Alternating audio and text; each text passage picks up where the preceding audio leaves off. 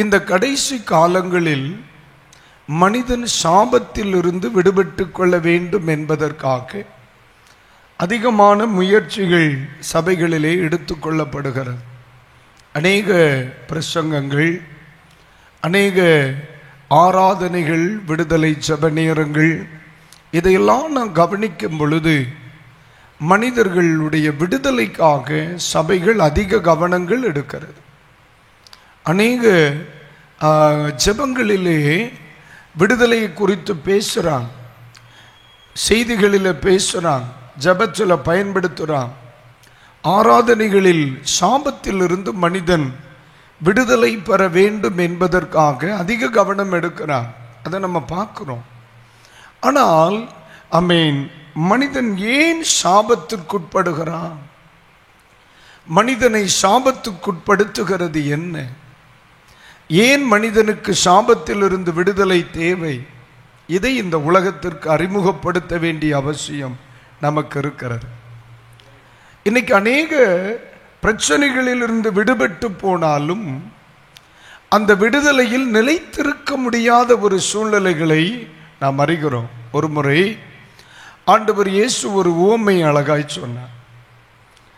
ஒரு மனிதனிடத்திலிருந்து பொல்லாத ஆவி புறப்பட்டு போயிற்று. இப்பொழுது அநேக நாட்களுக்கு பின்பு அந்த பொல்லாத ஆவி அந்த வழியா வருது. ஏற்கனவே எந்த மனிதனில் அது இருந்ததோ அந்த மனிதனை உற்று கவனிக்குது. அந்த மனிதனை பார்க்கும் பொழுது, அந்த வீட்டை பார்க்கும் பொழுது அது முன்னை விட மிக அழகாய் ஜோடிக்கப்பட்டு புதுப்பிக்கப்பட்டு வெறுமையாய் இருக்கிறதை கண்டது. இப்போ உடனே அந்த பேய் மனசுக்குள்ள ஒரு எண்ணம் கொள்ளுதான், எப்படி மறுபடியும் இந்த வீட்டிலேயே நம்ம குடி புகுந்தா நல்லா இருக்குமே அப்படின்னு அதை முடிவு பண்ணி, பழைய ஞாபகத்தில் நம்ம தனியாக போய் உட்காந்துட்டோம்னு வை, இன்னும் நம்மளை யாரையாச்சும் வச்சு துரத்திடுவான்ட்டு சொல்லி தன்னிலும் பலத்த 7 பிசாசுகளை தன்னோடு கூட்டி, இப்போ எத்தனை பேரா உள்ள வந்து உட்காடுறாங்களா? 8 பேரா உள்ள வந்துடுறான். பைபிள் சொல்லுது, முந்தின எத்தை பார்க்கிலும் பிந்தின எத்து மகா தீங்குள்ளதாக இருக்கிறது அப்படின்னு படிக்கிறோம். அப்போ அந்த மனிதனிடத்திலிருந்து பிசாசு போயிற்று. ரெண்டாவது அவனை பார்க்க வரும் பொழுது அது ஜோடிக்கப்பட்டிருக்கிறது, அது வெறுமையா இருக்கு, அதுக்குள்ளே வேறு ஒருவரும் இல்லை. அப்போ நம்ம சிந்திக்க வேண்டிய ஒரு காரியம், ஒரு மனிதனை விடுதலையாக்குவதை விட முக்கியம் அந்த விடுதலையில் அவனை நிலைத்திருக்க அவனை உபதேசம் பண்ணுவது. கண்டிப்பா அந்த பிசாசு திரும்பி வரும், அவனை தூரத்தில் பார்க்கும். இனி ஒரு முறை அந்த பிசாசு அவனை பார்க்கும் பொழுது எப்படி பார்க்க கூடாது? வெறுமையாய் பார்க்க கூடாது. வெறுமை இருந்ததுனால அது மறுபடியும் உள்ள வந்துருச்சுல்ல. அப்போ நம்ம ஜனங்களை விடுதலையாக்கும் பொழுது இனி சிறைப்பட்டு விடாதபடி இருக்க அவர்களுக்கு உபதேசம் பண்ணணும். இயேசு ஒரு விபச்சார ஸ்திரியை இயேசுவினிடத்தில் அழைத்து வருகிறார். இப்ப இயேசு கிறிஸ்துவை குற்றம் கண்டுபிடிப்பதற்காக அவர்கள் எல்லாரும் முயற்சித்தார்கள் அப்படின்னு பைபிளை படிக்கிறோம். வேதம் சொல்லுது, கடைசியாக அந்த நிகழ்வின் முடிவிலே நானும் உன்னை குற்றவாளியாக தீர்க்கவில்லை என்று சொல்லிவிட்டு இயேசு அவளை பார்த்து சொல்லுகிறார், இனி பாவம் செய்யாத. இதுதான் நிலைநிற்பு. இயேசு அவளுக்கு விடுதலை, இயேசு அவளுக்கு ஒரு மன்னிப்பை கொடுக்கிறார். ஒரு முறை மன்னிப்பு உண்டாயிற்று. ஆனால் இயேசு சொல்லுகிறார், இனி பாவம் செய்யாதே. ஒரு முறை சாபத்திலிருந்து மனிதனை வெளியே கொண்டு வருகிறார். வெளியே கொண்டு வரும் பொழுது அவர் சொல்லுகிறார், நான் வெளியே கொண்டு வந்து விட்டேன், இனி சாபத்திற்கு இடம் கூடாது. அப்ப இந்த கடைசி காலங்களிலே சாபத்திலிருந்து மனிதனை விடுதலையாக்கும் அந்த சிந்தனையில் நம்ம போதிக்க வேண்டிய ரொம்ப முக்கியமான பகுதி, எவை மனிதனை சாபங்களுக்கு உட்படுத்தி கொண்டே இருக்கும். அல்லேலூயா. அநேகருக்கு தெரிந்த வார்த்தை சாபம் என்பது மனிதர்களால் மனிதர்களுக்கு இடப்படுகிற சாபம். எங்க ஊர்ல எல்லாம் சொல்லுவாங்க, நீ நாசமா போயிருவா, நீ நல்லாவே இருக்க மாட்டா, நீ கருப்பாவே இருப்பா, இப்படியெல்லாம் சொல்லுவாங்க. நமக்கு தெரிந்த சாபம் என்பது இது மட்டும்தான் அப்படின்னு நம்ம நினைக்கிறோம். இது மட்டுமல்ல, இதெல்லாம் சப்ப மேட்ரு. காரணம் இல்லாமல் இடப்படுகிற சாபம் நிலைப்படுவது இல்லை அப்படின்னு பைபிள் சொல்லுது. அப்போ நாம் கற்றுக்கொள்ள வேண்டியது என்ன, எது சாபம்? அப்போ இந்த நம்முடைய 1 வார்த்தையினால் மன்னிக்கப்படுகிற பாவம், 2 தண்டனையோடு மன்னிக்கப்படுகிற பாவம், 3 தண்டனையும் மன்னிக்கப்படாததுமான பாவம். இதுதான் சாபம். மன்னிக்கப்பட முடியாத பாவங்களுக்கு வருகிற தண்டனை தான் மனிதனுடைய வாழ்க்கையில் சாபமாய் நிற்கும் என்பதை நாம் மறந்துவிடக்கூடாது. இது கடந்த இரவிலே நாம் மிக தெளிவாக படிக்க கர்த்தர் உதவி செய்தார். அதிலே ஒரு சில வார்த்தைகளை மட்டும் சொல்ல விரும்புகிறேன். 2 சாமுவேலின் புஸ்தகம். நேற்றுக்கு ஒரு அக்கா இருந்தாங்க, அவங்க எங்க வரலையா? அவங்க வேற ஒருத்தவங்க வந்திருக்காங்க. யாரது? உங்களை ஒன்று பார்க்கலாமா? Thank you sister. உங்களுக்கு கண்ணு தெரியும் இல்லை? Very good. கண்ணாடி வேற போட்டிருக்கிறீங்க. 2 சாமுவேல் 12. அந்த அக்கா நாம் நாளைக்கு வரணும்னு சொன்னதுனால வராமல் போயிட்டாங்களோ? அவரும் வராமல் போயிட்டார். எனக்கு அதான் ஒரே சங்கடம். வாசித்த சகோதரியும் இல்லை. நேற்றுக்கு ஒருத்தட்ட சொன்னேன், நாளைக்கு அவங்களுக்கு வெளிச்சம் கொடுக்கணும்னு. அவரும் காணாமல் போயிட்டார். இருக்கட்டும், பரவாயில்ல, நாளைக்கு வருவாங்களான்னு மீட் பண்ணுவோம். 2 சாமுவேல் 12ஆம் அதிகாரம் 10ஆம் வாக்கியம் படிங்க. இப்போதும் நீ என்னை அசட்டை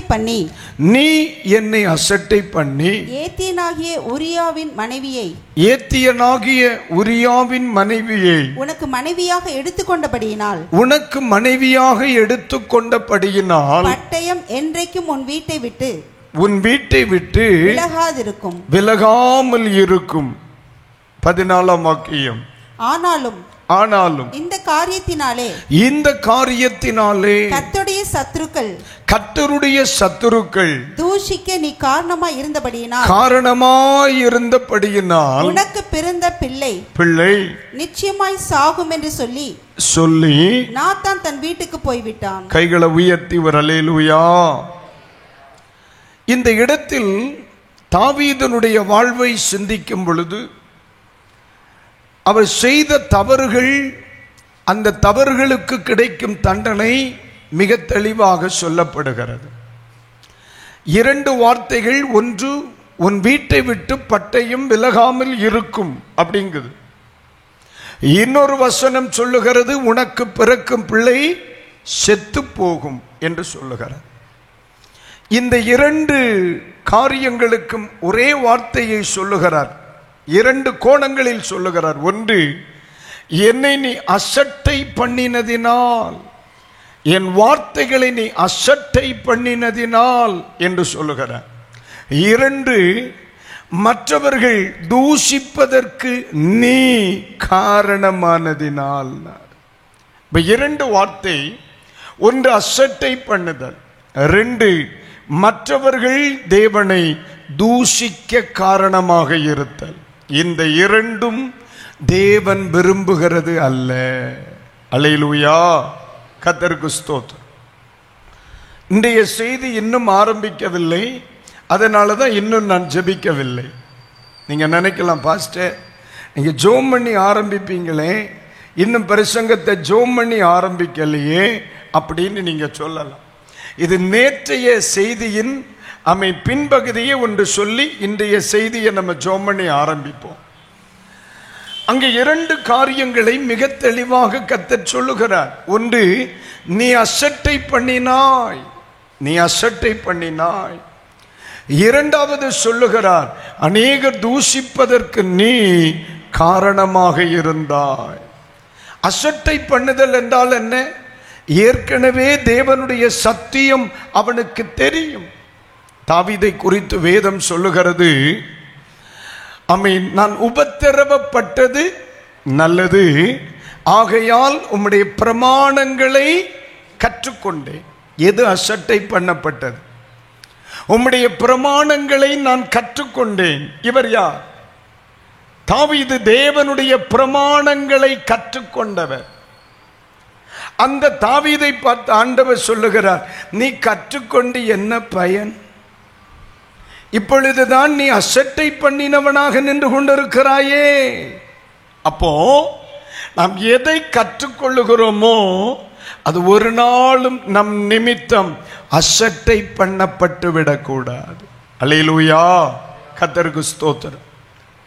ஒரு முறை ஒரு அருமையான தேவ மனிதர், ஏறத்தாழ அன்று அவரை நான் சந்திக்கும் பொழுது ஒரு 2 ஆண்டுகள் இருக்கும், 231 முறை நான் வேதாகமத்தை படித்து முடித்திருக்கிறேன் என்று அந்த முதுமையானவர் எனக்கு சொன்னார். உண்மையிலேயே அவரை ஆமென் தோத்திர என்ன சொல்லி பாராட்டுவது என்று எனக்கு தெரியல. ரொம்ப அருமையான ஒரு தேவ மனுஷர். பெரிய அளவுக்கு யாரிடத்திலும் அவர் அதிக கவனம் செலுத்தி பேச பழக விரும்பாத ஒருவர். அவர் இப்படி சொன்னார், வேதாகமத்தை படிக்க படிக்க படிக்க எனக்கு அது புதுமையாய் இருக்கு பாஸ்டர் என்று சொல்லிவிட்டு சொன்னார், பயமாயும் இருக்கிறது என்று சொன்னார். எப்படி அவருக்கு ஒரு 75 வயசு இருக்குங்க, 75 வயசு இருக்கும். அவர் என்ன வார்த்தை சொல்லுகிறார், படிக்க படிக்க ஒரு பழைய புத்தகமாக எனக்கு தெரியல, அது எனக்கு புதுமையாக இருக்கிறது, மட்டுமல்ல எனக்கு பயமாய் இருக்கிறது. இப்ப ஆண்டவர் தாவீதனிடத்தில் சொல்லுகிறாய், நீ பிரமாணத்தை கற்றுக்கொண்டேன் என்று நீ சொன்னாயே, இப்பொழுது எந்த பிரமாணத்தை கற்றுக்கொண்டாயோ அந்த பிரமாணம் உன் நிமித்தம் என்ன செய்யப்பட்டிருக்கிறது? மீறப்பட்டிருக்கிறது, அவமதிக்கப்பட்டிருக்கிறது, அவமானப்படுத்தப்பட்டிருக்கிறது. வேதம் சொல்லுது, ஆகையால் பட்டயம் உன் வீட்டை விட்டு விலகாமல் இருக்கும். 2, உனக்கு பிறக்கிற பிள்ளை சாகும் அப்படின்ற. ஆனால் வேதம் சொல்லுகிறது, தாவீது தேவ சமூகத்திலே கெஞ்சினான் என்று வேதத்திலே பார்க்க முடியுது. ஆண்டவருடைய சமூகத்தில் வந்து விழுகிறார், தகப்பனே உமக்கு விரோதமாய் நான் பாவம் செய்தேன், என் தேவனுக்கு விரோதமாய் நான் பாவம் செய்தேன் என்று சொல்லிவிட்டு அவர் சொல்லுகிறார், ஆண்டவரே என் தாய் என்னை பாவத்தில் கர்ப்பம் தரித்தால் நான் துர்க்குணத்தில் உருவானேன் என்று சொல்லி சொல்லுகிறார். ஆண்டவரே நிலைவரமான ஒரு ஆவியை எனக்கு தாரும். ஆமென், அல்லேலூயா. பைபிள் சொல்லுது, தன் பாவத்தை மறைக்கிறவன் வாழ்வடைய மாட்டான், அவைகளை அறிக்கை செய்து விட்டு விடுகிறவனோ இரக்கம் பெறுவான். அல்லேலூயா. அன்பானவர்களே, பரிசுத்த வேதாகமம் இரக்கம் என்ற வார்த்தையை அதிகமாய் பயன்படுத்தும்.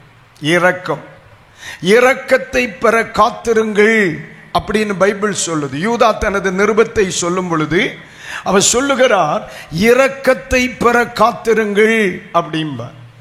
தானியேலும் அவருடைய நண்பர்களும் ஒரு இரவெல்லாம் ஜெபித்தார்கள். எதற்கு?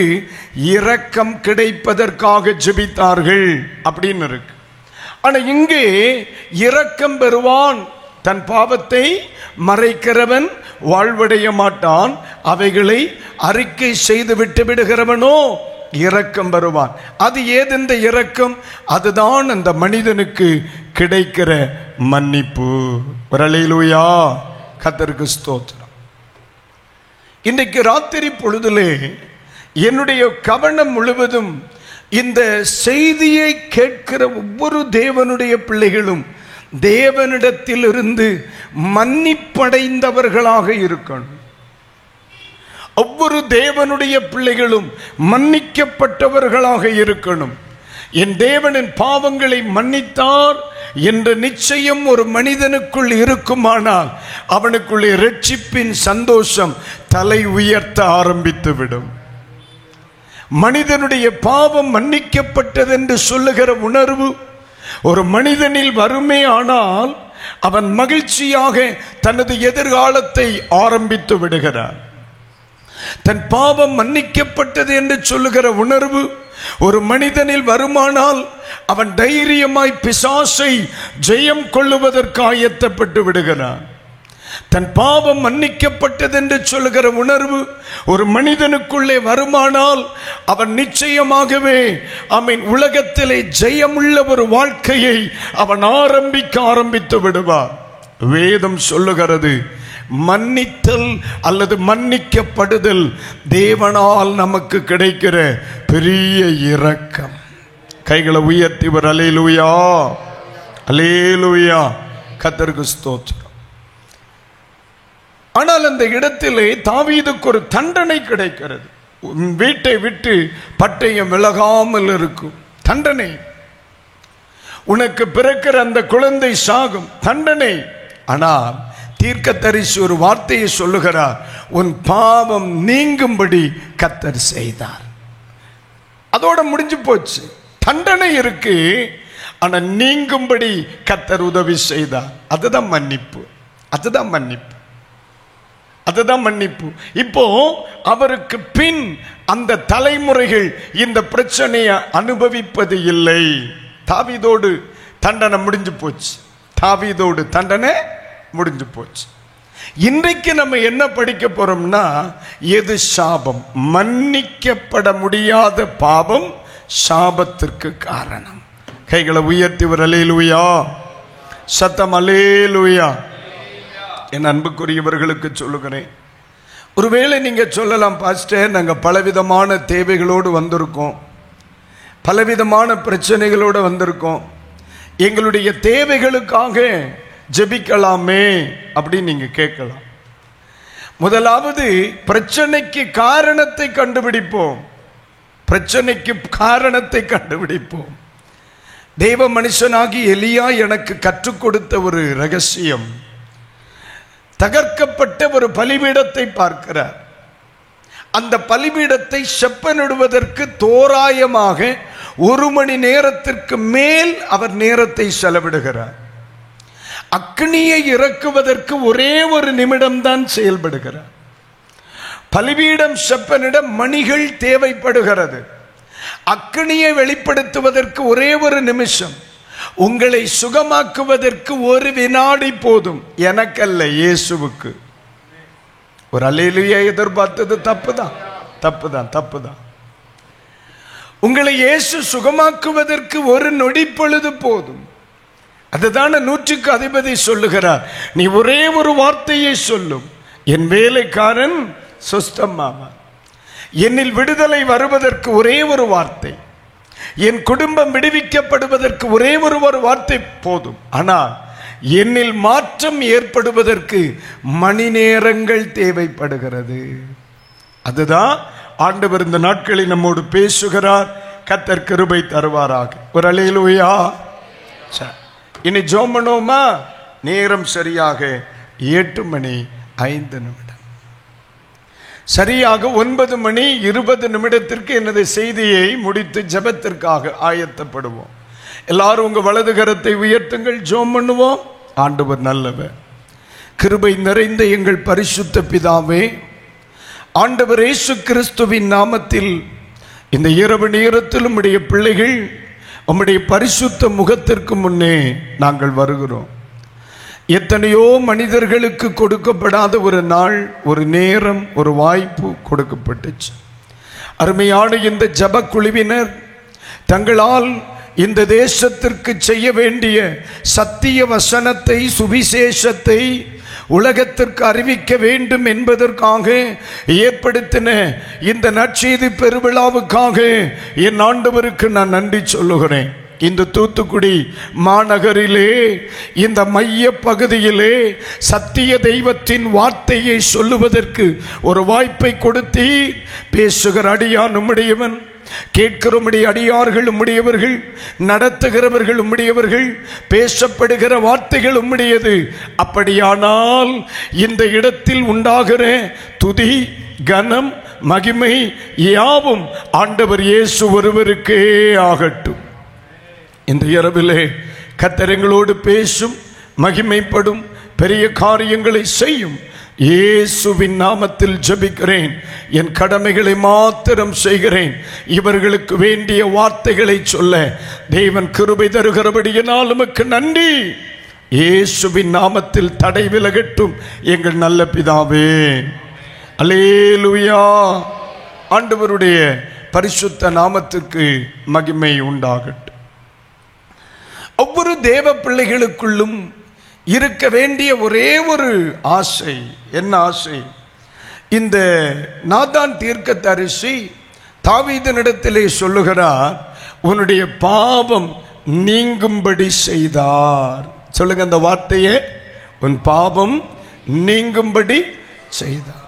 அதுதான் இந்த சத்தம் இந்த இடத்தில் இருக்கிற ஒவ்வொரு மனுஷனுக்கு மேலும் விழணும். என் அன்பு சகோதரனே, ஆண்டவர் நம்மை பார்த்து சொல்லணும், என் மகனே, உன் பாவம் உன்னை விட்டு நீங்கிற்று.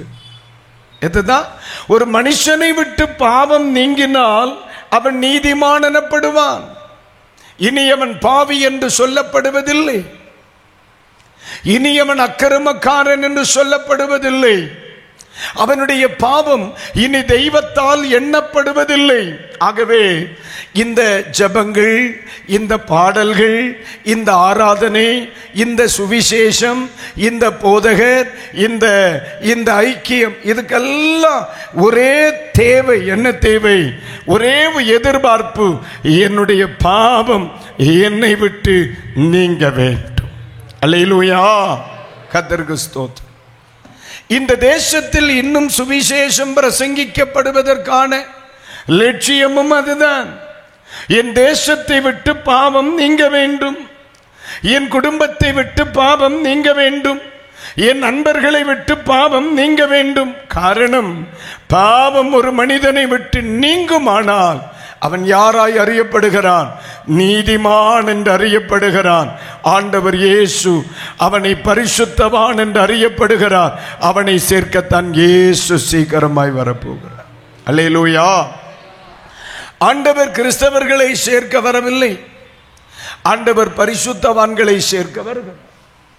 ஆண்டவர் இயேசு கிறிஸ்துவினுடைய எதிர்பார்ப்பு இந்த உலகத்திலே ஒரு மனுஷன் பாவம் அற கழுகப்பட வேண்டும் என்பதுதான். ஆகவே இன்னும் இந்த தேசத்தில் இப்படிப்பட்ட சத்திய சுவிசேஷ வசனங்கள் தாராளமாய் பேசப்படட்டும். கர்த்தர் கிருபை தருவாராக. ஒருவேளை இன்றைக்கு ராத்திரியில், பாஸ்டர், என்னுடைய வாழ்க்கையில் விட முடியாத பாவங்கள், தொடரும் பாவங்கள், என்னை மேற்கொண்டு நிற்கும் பாவங்கள், விட முடியாத பாவங்கள், என்னை வஞ்சித்து வைத்திருக்கிற பாவங்கள், ஆமீன், மறக்க முடியாத பாவங்கள் என்னை தொடருகிறது. எவ்வளவோ முறை முயற்சித்து பார்த்தும் இதிலிருந்து என்னால் வெளியே வர முடியவில்லை என்று சொல்லுவீர்களானால், இன்றைக்கு ராத்திரி நேரத்தில் இயேசு அநேகரை விடுதலையாக்க விரும்புகிறார். அல்லேலூயா. நான் ஏன் இயேசுவால் அதை செய்ய முடியும் என்று சொல்லுகிறேன் என்றால், பரிசுத்தமான ஒரு தெய்வத்தால் மட்டுமே மனிதனை பாவமற கழுக முடியும். பரிசுத்தமுள்ள ஒரு தெய்வத்தால் மட்டுமே மனிதனை பாவத்திலிருந்து விடுதலையாக்க முடியும். என்னால் உங்களுக்கு சொல்லித்தரத்தக்க ஒரு தெய்வம், அவர் பரிசுத்தமுள்ள தெய்வம், நான் பிரசங்கிக்கிற இயேசு என்பதாகும். அல்லேலூயா. கர்த்தருக்கு ஸ்தோத்திரம். அந்த ராத்திரியில் அந்த தேவன் நம்மை இன்னும் விடுதலைக்கு நேராக நடத்துவாரா? நம்முடைய செய்தியின் தலைப்பு எது சாபம் என்பதாக. இது நேற்று இரவிலேயே அமை ஸ்தோத்திரம் சொல்லிக்கொண்டே வருகிறேன். இன்று இரவு இந்த செய்தி முடியுமானால் நாளை இன்னொரு கோணத்தில் சிந்திப்போம். ஒருவேளை இது முடியவில்லை என்றால் நாளை தொடர்ந்து இதுதான் சிந்திப்போம். எப்படி ஆகிலும் சாபத்திற்கு விலகி வாழ ஆமென் கர்த்தர் நமக்கு கிருபை தருவாராக. எது சாபம்? மன்னிக்கப்பட முடியாத பாவத்திற்கு கிடைக்கும் தண்டனை தான் சாபம் என்று நேற்று இரவிலிருந்தே சொல்லித் தருகிறேன். என் அன்புக்குரிய தேவ பிள்ளைகளுக்கு சொல்லுகிறேன், எல்லா பாவங்களும் அமேன் தண்டிக்கப்படாமல் விடுவதில்லை. சில பாவங்கள் தண்டிக்கப்படாமல் விடப்படுகிறது. அது அறியாமையின் காலத்து பாவங்கள்.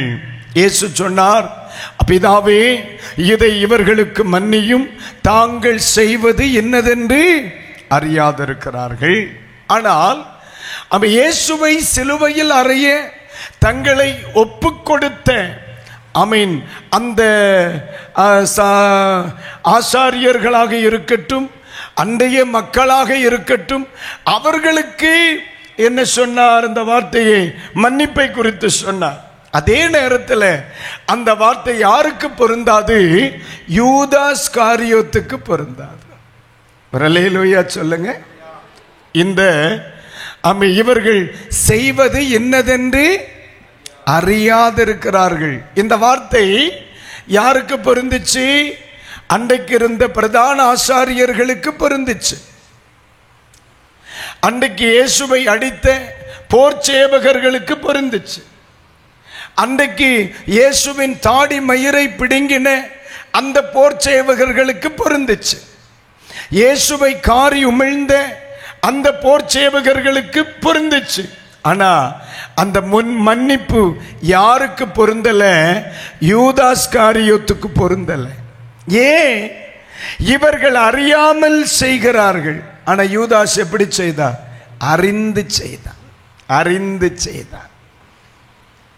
ஆண்டவர் இயேசு கிறிஸ்து அந்த பஸ்காவை ஆசரிக்கிற அந்த நேரத்தில் கூட, ஒருவன் என்னை காட்டிக் கொடுப்பான், அவன் பிறவாமல் இருந்திருந்தால் நலமாயிருக்கும் அப்படிங்கிறார்.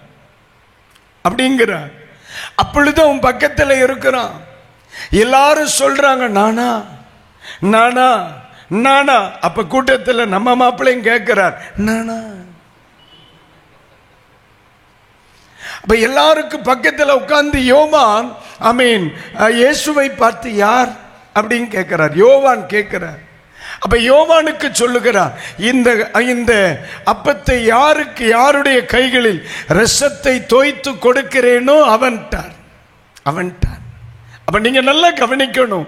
ஏற்கனவே வசனம் சொல்லப்பட்டிருக்கு, ஏற்கனவே உணர்த்தப்பட்டிருக்கிறான், ஏற்கனவே தேவனுடைய வார்த்தை சொல்லப்பட்டிருக்கு. இது தவறு என்ற உணர்வு வந்திருக்கு. இதை செய்யக்கூடாது என்று ஆண்டவர் பலமுறை அவனை உணர்த்தி இருக்கிறார். ஆண்டவருடைய வசனங்கள் தனக்கு நேராக வந்த பொழுதெல்லாம் வார்த்தைகளை அசட்டை பண்ணி தேவனுடைய வார்த்தைகளை பொருட்டாக எண்ணவில்லை யூதாஸ். இயேசு கிறிஸ்துவை சிலுவையில் மரிப்பதற்கு ஒப்பு கொடுத்த மற்ற எல்லாருக்கும் அந்த மன்னிப்பை குறித்து இயேசு பேசும் பொழுது அந்த மன்னிப்பு யாருக்கு கிடைக்கவில்லை? யூதாசுக்கு கிடைக்கவில்லை. காரணம், அவன் மன்னிக்கப்பட வேண்டிய மனிதன் அல்ல, அவன் தண்டிக்கப்பட வேண்டிய மனிதன். காரணம், அடிக்கடி கடிந்து கொள்ளப்பட்டும் தன் பிடரியை கடினப்படுத்துகிறவன். அல்லேலூயா சொல்லுங்க, சத்தமா சொல்லுங்க அல்லேலூயா. ஒரு முறை கூட சொல்லுங்க அல்லேலூயா. நீதிமொழிகளின் புத்தகம் 29 அதனுடைய முதல் வசனத்தை இப்பொழுது வாசிக்க கேளுங்கள், பார்க்கலாம்.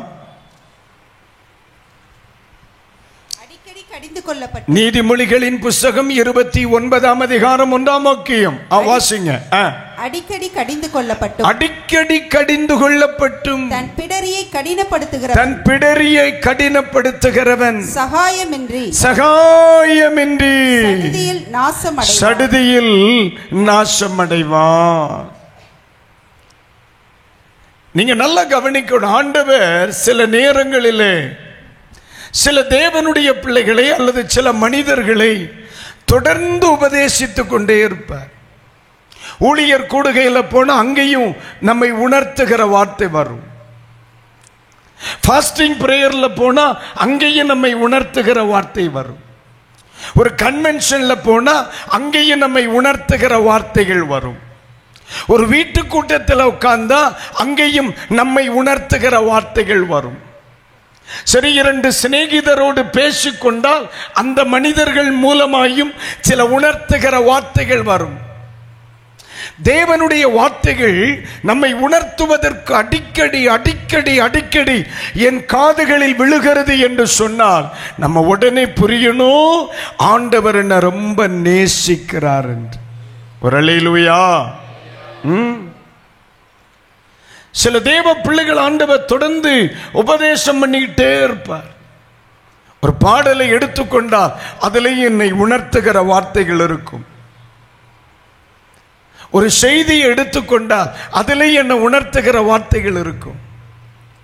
ஒரு சாதாரண சிநேகிதர்களோடு பேசும் பொழுது என்னை உணர்த்துகிற வார்த்தைகள் இருக்கும்.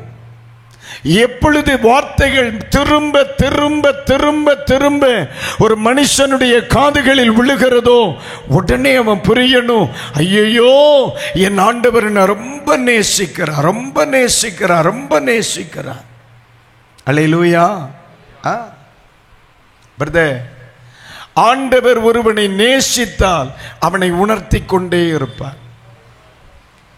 ஆண்டவர் ஒரு மனுஷனை நேசித்தால் அவனுக்கு உபதேசம் பண்ணிக்கொண்டே இருப்பார். ஆண்டவர் ஒரு மனிதனை நேசித்தால் அவனை சிட்சிப்பதற்கு தயங்கவே மாட்டார். நான் சபை போதகராக ஏறத்தாழ 28 ஆண்டுகளாக இருக்கிறேன்.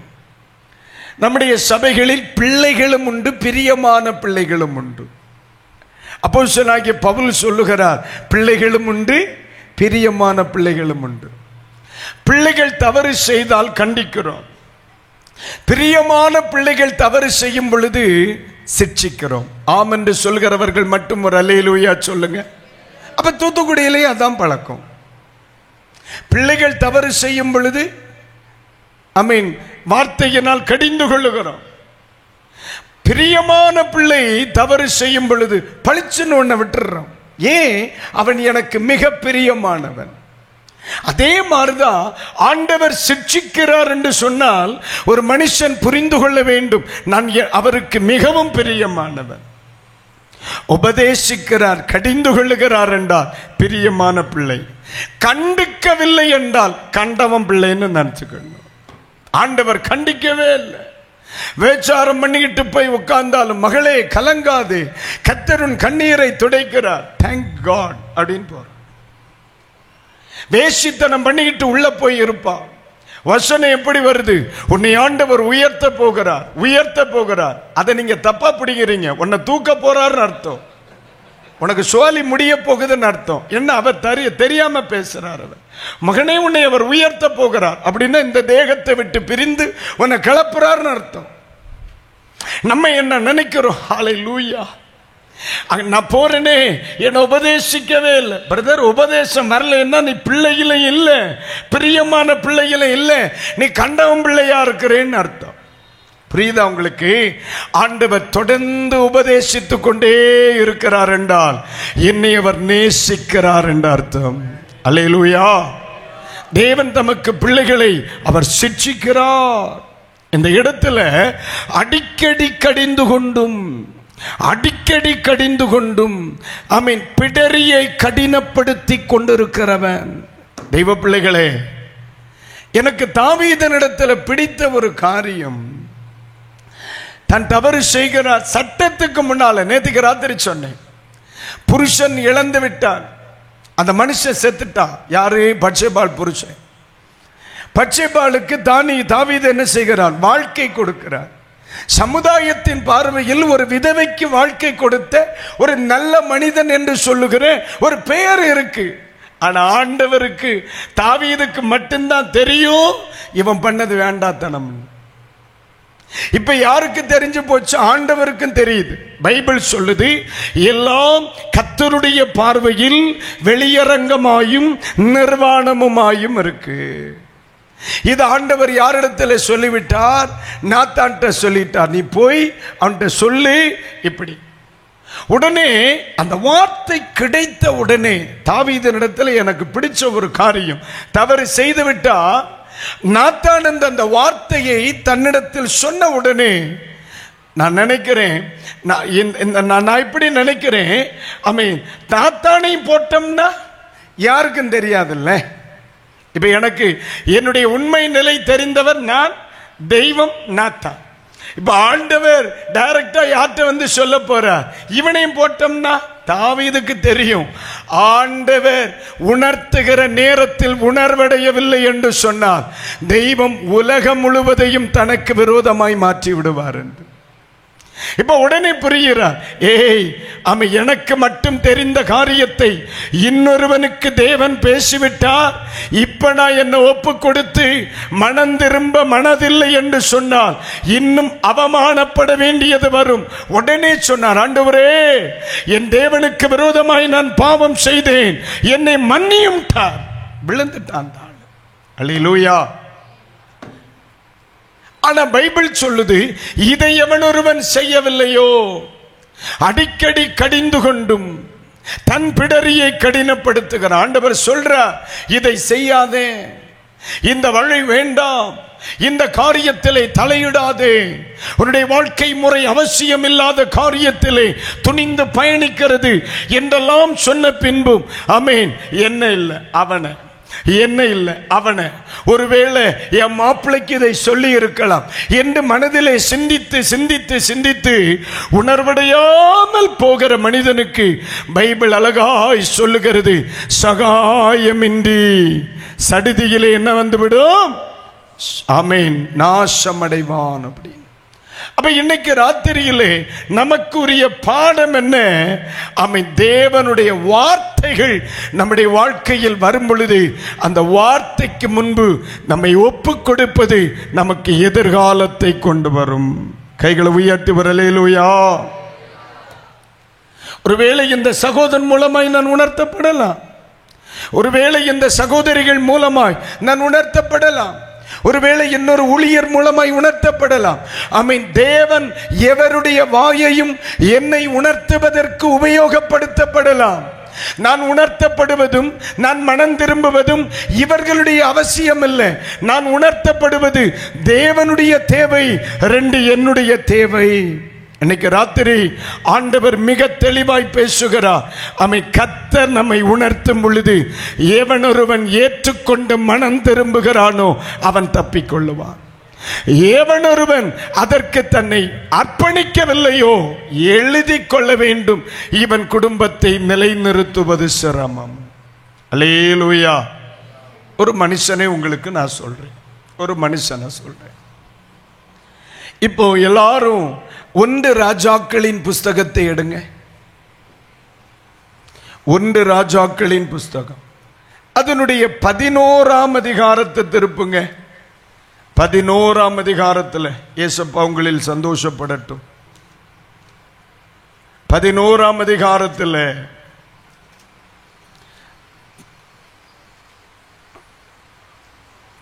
9வது வசனத்தை ஒன்று வாசிக்க கேளுங்க. ஆகையால் இஸ்ரவேலின் தேவனாகிய கர்த்தர், இந்த வார்த்தையை கவனிங்க, இஸ்ரவேலின் தேவனாகிய கர்த்தர் சாலமோனுக்கு 2 விசை தரிசனமாகி, எப்படிங்க 2 விசை தரிசனமாகி, அந்நிய தேவர்களை பின்பற்ற வேண்டாம், அந்நிய தேவர்களை பின்பற்ற வேண்டாம் என்று கட்டளையிட்டு இருந்தும் அவன் கர்த்தரை விட்டு தன் இருதயத்தை திருப்பி அவர் கற்பித்ததை கைக்கொள்ளாமல் போனதினால் கர்த்தர் அவன் மேல் கோபமானார். எப்படிங்க கடுப்பாயிட்டாராம்? கர்த்தர் அவன் மேல் கடுப்பாயிட்டாராம்னு எங்க ஊர்ல அப்படித்தான் சொல்லுவாங்க. உங்க ஊர்ல அப்படி சொல்லுவாங்களா? இவன் பேசினாலே எனக்கு கடுப்பாகுதும்பாங்க. உங்க ஊர்ல அப்படி சொல்ல ஒரு மாதிரி ஏன் பாக்குறீங்க? என்ன நல்லா இருக்கீங்களா? பைபிள் அழகாய் சொல்லுகிறது, ஆண்டவரே டைரக்டா 2 முறை பேசுறார். நீ போற போக்கு சரியில்லை, கொஞ்சம் மெதுவா போ. இல்லை நீ போற வழி சரியில்லை, கொஞ்சம் ஒழுக்கமா போ. இல்லை நீ ரொம்ப ஸ்பீடா போற மாதிரி இருக்கு, நீ போற வண்டியில டயரு பட்டன் இல்லடா, கொஞ்சம் குறைவா போவ நீன்னு அப்படின்னு ஆண்டவரே டைரக்டா பேசுறார். ஆனா உண்மையில சொல்றேங்க, கர்த்தர் ஒரு மனுஷனை, நான் நேற்றுக்கு சொன்ன ஒரு வார்த்தையை மறுபடியும் சொல்றேன், நம்மை அநேக நேரத்தில் டைரக்டா பேசுவார். ஏன்னா ஒரு தீர்க்கதரிசி கூட ஒருவனுடைய குறைவை அறியக்கூடாது என்று நினைக்கிறவர் கர்த்தர். நான் சொல்லுது எத்தனை பேருக்கு புரியுது? அல்லேலூயா. நான் சொல்லுது புரியுதாம்மா? நாத்தான் தீர்க்கதரிசியும் தாவீதும் சிநேகிதர்கள். நாத்தான் என்ன செய்தாலும் தாவீதுக்கு தெரியாம செய்ய மாட்டான். தாவீது எதை செய்தாலும் நாத்தானுக்கு தெரியாம செய்ய மாட்டான். ஆனா இதை மட்டும் நாத்தான்ட்டு தாவீது என்ன செய்யல, சொல்லல. ஆண்டவர் பார்த்தார், ஃப்ரெண்டு கிட்ட சொல்லாம இருந்தா அப்படின்னு அவர் போட்டார். இப்ப அவங்க ரெண்டு பேரோட முடிஞ்சு போச்சு. ஆனா நீங்க நல்லா கவனிங்க, சாலமோனுக்கு இப்படிப்பட்ட ரிலேஷன்ஷிப் கிடையாது. இவர் ரொம்ப படிச்சவர் பாத்தீங்களா, அதனால கொஞ்சம் வியாதி இருக்கத்தான் செய்யும். தாவீது ஆசாரியர்களை தன்னோடு வைத்திருந்தார். அதாவது சவுல் காலத்தில் நிறைய ஆசாரியர்களை சவுல் என்ன செய்றார், கொல்றார். அப்ப ஒரே ஒரு மனுஷன் மட்டும் உசுருக்கு பயந்து யார்ட்ட ஓடி வர்றான், தாவீதோட்ட இடத்தில் ஓடி வரும் பொழுது தாவீது அரவணைத்து தன்னோடு வைத்திருக்கிறார். இப்போ தாவீது கூட யார் இருக்கிறார்? ஒரு ஆசாரியன். தேவனிடத்தில் தங்களுக்காக பரிந்து பேசுகிற ஆசாரியன் ஒருவன் இருக்கிறார். 2, நாத்தான் தீர்க்கதரிசி, தேவனுடைய வார்த்தைகளை எனக்கு சொல்லி என்னை உணர்வடைய பண்ணுகிற ஒரு தீர்க்கதரிசி தாவீதினிடத்தில் உண்டு. ஆனா சாலமோன்ட்ட பாருங்க, சாலமோனிடத்தில் நீங்க கவனிச்சீங்கன்னா உங்க செக்ரட்டரி யார்? அவர் டாக்டர். ட்ரெஷரர் யார்? அவர் இன்ஜினியர். சரி, உங்களுடைய கமிட்டி மெம்பர் யார்? அவர் சயின்டிஸ்ட். சரி, உங்களுடைய ஏரியா தலைவர் யார்? அவரை கேட்டீங்களா? அவர் தான் நம்ம காலேஜ் பிரின்சிபல். ஏன்னா இவர் படித்தவர் பாருங்க, தன்னை சுற்றி இருந்தவர்களை எல்லாம் மேதைகளாகவே வச்சிருந்தார். சாலமோனிடத்தில் தீர்க்கதரிசிகளை ரொம்ப என்ன செய்ய முடியாது, பார்க்க முடியாது. அவ்வளவு ஞானம் இல்லை இந்த மனுஷனுக்கு. அதனால ஆண்டவர் பார்த்தார், இவ்வளவு ஞானம் உள்ளவனே 4 பேர்ட்ட சொல்லி ஏன் கேவலப்படுத்துவானேன்ட்டு டைரக்டாவே பேசுறார். எவ்வளவு உன்னை குறித்து 4 பேர்ட்ட சொன்னா உனக்கு கேவலமாயிரும். அதனால நீ ஒண்ணு பண்ணு, நான் தீர்க்க தரிசிட்டையும் சொல்லல, ஆசாரியன்ட்டையும் சொல்லல, உன்கிட்ட டைரக்டாவே பேசுறேன், கொஞ்சம் மனம் திரும்பின்னு சொல்லி ஆண்டவர் தொடர்ந்து தொடர்ந்து தொடர்ந்து பேசிக்கிட்டே இருக்கார். ஆனா சாலமோனுக்கு தான் ரொம்ப பிஸியா, அவர் கேட்கிற மூடுல இல்லை. அல்லேலூயா. என்ன நீங்க ஒரு மாதிரி பாக்குறீங்க? சாலமோன் பிஸியா இருந்தார்னா ரொம்ப பிஸி. ஏன்னா அவர் வீடு கட்டுறதுல பிஸியா இருந்தார், ஆலயம் கட்டுறதுல பிஸியா இருந்தார், 3 பொண்ணு கட்டுறதுலயும் அவர் ரொம்ப பிஸியா இருந்தார். எல்லாமே கட்டுறதுல தானே பிஸியா இருந்தார். வீட்டை கட்டினார், ஆலயத்தை கட்டினார், கோபுரங்களை கட்டினார், கூட கூட பொண்ணையும் கட்டிக்கிட்டார். எத்தனை? 1000 தானே இல்லையா? 700 பிளஸ் 300. பாருங்க இவ்வளவு வேகமா இருந்திருக்கா. சில ஆட்கள் எல்லாம் ஃபீல் பண்ற மாதிரியே இருக்கு. அந்த காலத்தில் நான் இருந்தும் இல்லை, நாசமா பெயர் பண்ணி கைகளை உயர்த்தி வர. அல்லேலூயா. என்ன நீங்க ஒரு மாதிரி பாக்குறீங்க? என்ன சில சொல்லுவோம், பாஸ்டர் இப்படித்தான் எப்பவுமா? இல்லை இல்லை, எப்பவுமே இப்படித்தான். ரொம்ப பிஸியா இருந்தார். அவருக்கு தான் நேரம் இல்லையே. இந்த பொண்டாட்டி கல்யாணம் பண்றார், அவ விருந்து கூட்டிட்டு போறா, 2 மாசம் விருந்து முடிச்சுட்டு வரார். அடுத்த கல்யாணம் பண்றார், அவ விருந்து கூட்டிட்டு போறா, அப்புறம் 2 மாசம் விருந்து முடிச்சுட்டு வரார். அப்புறம் இன்னொன்னு கல்யாணம் பண்றார், அவ விருந்து கூட்டிட்டு போறா. 300 பேர்கிட்ட விருந்துக்கு போனா நாசமா போயிட மாட்டானே. சொல்லி முடிஞ்சு. வாழ்க்கை முழுவதும் ஆலயத்துக்கு போகிறதுக்கு இதுக்கெல்லாம் நேரமே இல்லைனே. இன்னைக்கு அதே மாதிரி தான் நிறைய பேர் ரொம்ப பிஸியா இருக்கிறாங்க. நாசமா போறதுக்கு நாளாச்சுன்னு நினைச்சுக்கிறேன். வேற இல்லையா? சொல்லுங்க பார்க்கலாம். பிரதர் பிரேயருக்கு வாங்க. I am so busy pastor. Really brother? இன்னைக்கு காட்டேஜ் பிரேயருக்கு I am so busy pastor. Brother இன்னைக்கு நம்ம கேரல் சர்வீஸ் போகலாம், வர முடியுமா? Pastor I am busy. ரொம்ப பிஸி ஆகும்னு நினைக்கணும், கிளியறதுக்கு நேரம் ஆகுது. என்ன ஒரு இல்லையா? சொல்லுங்க அப்போ. நல்லா இல்லையே, என் பிரச்சனை பிடிக்கலையோ? இப்போ உங்களுக்கு பிடிக்கதோ பிடிக்கலையோங்கிறது எனக்கு மேட்டரே கிடையாது. ஒரு தடவை கூட இல்லையா? சொல்லுங்க. அவர் எதுல பிஸியா இருந்தார்னு சொல்லவா? ஆண்டவர் எப்ப கடுப்பானார்? உன்னை 4 பேர்கிட்ட சொல்லி நான் அவமானப்படுத்தலடா, நான் டைரக்டாவே பேசுறேன். ஏன்னா இந்த உலகத்தில் எவனிடத்திலும் இல்லாத ஞானம் உன்னிடத்தில் இருக்கிறது என்று சொல்லிவிட்டு ஆண்டவர் நேரடியாவே உணர்த்துறார். 1க்கு 2 முறை உணர்த்துகிறார். ஆனால் 2 முறை உணர்த்தின பின்றும் அவன் என்ன செய்யவில்லை, உணர்வடையாமல் போன பொழுது ஆண்டவர் என்ன செய்கிறார், கோபப்படும் நிலை வருகிறது. ஏன் அவர் கோபப்பட்டார்? அந்த 11ஆம் அதிகாரத்தை முழுசும் படிக்க நேரம் இல்லை, ஆனாலும் ஒன்றொன்றாய் சீக்கிரமா கர்த்தருக்கு ஸ்தோத்திரம் வாசிங்க பார்க்கலாம். 1ஆம் வசனத்தை படிங்க சிஸ்டர். ராஜாவாகிய சாலமோன் பார்வோனின் குமாரத்தியை நேசித்ததும் அல்லாமல், எப்படிங்க நேசித்ததும் அல்லாமல், மோவாபியரும் அம்மோனியரும் ஏதோமியரும் சீதோனியரும் ஏத்தியருமாகிய அந்நிய ஜாதியரான அநேக ஸ்திரீகள் மேல் ஆசை வைத்தான். ஆண்டவர் சொன்னார், மனவனை அடக்கி வாசி, ஆசை வைத்தான். இந்த கடைசி வார்த்தை ரொம்ப கரெக்டா இருக்கும்னே. ஏற்கனவே ஒருத்தர் சொல்லி வச்சுட்டு போனார், ஆசையே துன்பத்துக்கு காரணம். இங்க ஒருத்தருக்கு நாசமா போறதுக்கு அதுதான் காரணமாச்சு. அநேகவற்றின் மேல் ஆசை வைத்தான். ஆண்டவர் சொன்னார், வேணா அடக்கி வாசினார், கேட்கல. வேணா அடக்கி வாசினார், கேட்கல. அச்சானா 2ஆம் வசனம் வாசி. கர்த்தர் இஸ்ரவேல் புத்திரரை நோக்கி, நீங்கள் அவர்கள் அண்டைக்கும் அவர்கள் உங்கள் அண்டைக்கும் பிரவேசிக்கலாகாது. ஆண்டவர் ஏற்கனவே சொன்னார், நீ அவன் வீட்டு கல்யாணத்துக்கும் போக கூடாது, அவன் உன் வீட்டு கல்யாணத்துக்கும் வரக்கூடாது. நீ அவன் வாசப்படியை மிதிக்க கூடாது, அவன் உன் வாசப்படியை மிதிக்க கூடாதுன்னு கொஞ்சம் பேரை சொல்லி வச்சிருந்தார். அடுத்து படிங்க. அவர்கள் நிச்சயமாய் தங்கள் தேவர்களை பின்பற்றும்படி உங்கள் இருதயத்தை சாய பண்ணுவார்கள் என்று சொல்லியிருந்தார். சாலமோன் அவர்கள் மேல் ஆசை வைத்து அவர்களோடு ஐக்கியமாய் இருந்தான். ஆண்டவர் சொன்னார், நீ அவன்கிட்ட போவாதேன்னா. இவர் இப்ப எங்க போயிருக்கிறார்? ஆண்டவர் யாரிடத்திலே ஐக்கியமாக இருக்க கூடாதோ அவர்களிடத்திலே சாலமோன் என்ன செய்தார், ஐக்கியமாய் இருந்தார். 7 ஆரம்பிச்சிருச்சா?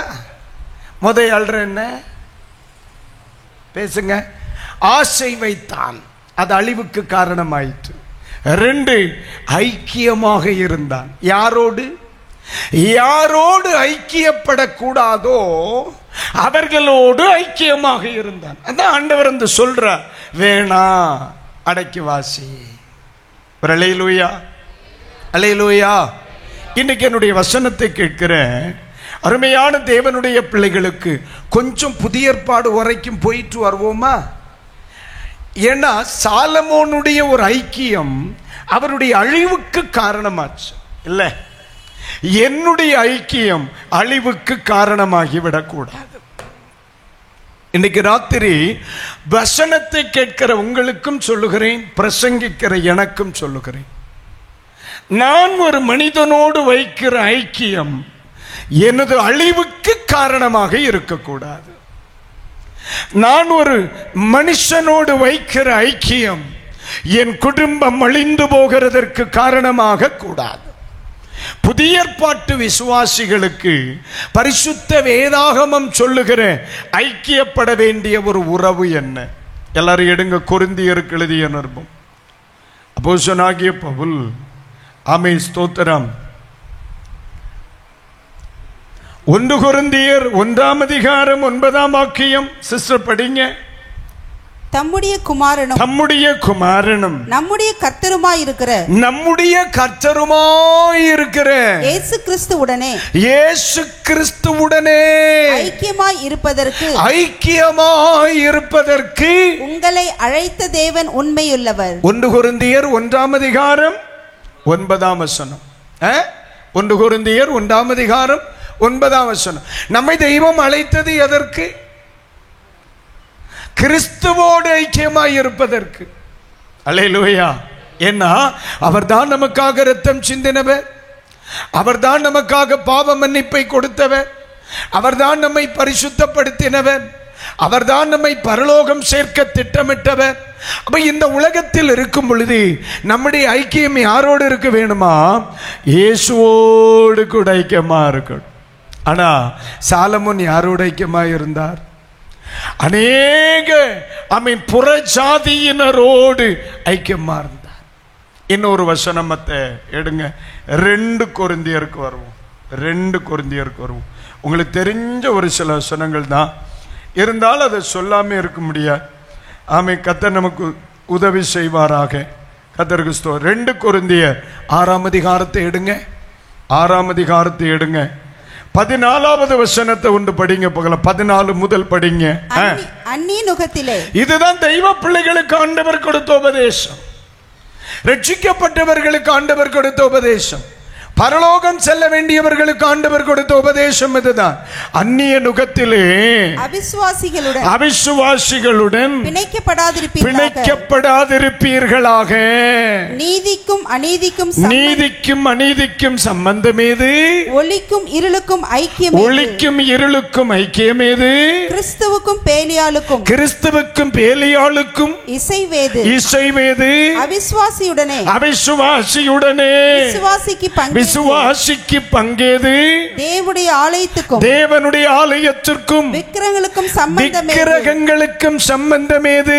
நான் அவர்களுக்குள்ளே வாசம் பண்ணி அவர்களுக்குள்ளே உலாவி அவர்கள் தேவனாயிருப்பேன். அவர்கள் எனக்கு தேவனாக இருப்பேன். அவர்கள் என் ஜனங்களாய் இருப்பார்கள் என்று தேவன் சொன்னபடி நீங்கள் ஜீவனுள்ள தேவனுடைய ஆலயமாய் இருக்கிறீர்கள். அல்லேலூயா, அல்லேலூயா. ஆகையால், அடுத்த வார்த்தை அப்படி சொல்லுவார். ஆகையால், ஏன் என்ன ஆகையால்? நீங்கள் ஜீவனுள்ள தேவனுடைய ஆலயமாய் இருக்கிறீர்களே, ஆகையால். அடுத்த வசனம் சொல்லுது, நீங்கள் அவர்கள் நடுவிலிருந்து புறப்பட்டு பிரிந்து போய் அசுத்தமானதை தொடாதிருங்கள் என்று சொன்னார். அல்லேலூயா. அடுத்த வசனம், கடைசி வசனத்தை வாசிங்க சகோதரி. அப்பொழுது நான், எப்பொழுது நான் அவர்களை விட்டு புறப்பட்டு பிரிந்து போய் எப்பொழுது நான் அசுத்தமானதை தொடமாட்டேன் என்று என்னுடைய வாழ்க்கையில் தீர்மானிப்பேனோ, அப்பொழுது நான் உங்களை ஏற்றுக்கொண்டு உங்களுக்கு பிதாவாய் உங்களுக்கு தகப்பனாக இருப்பேன். நீங்கள் எனக்கு குமாரரும் குமாரத்திகளுமாய் இருப்பீர்கள் என்று சர்வ வல்லமையுள்ள கர்த்தர் சொல்லுகிறார். கைகளை தட்டி ஆண்டவருக்கு நன்றி சொல்லுங்க. இதுதான் பிரமாணம், இதுதான் ஆண்டவர் எதிர்பார்ப்பு.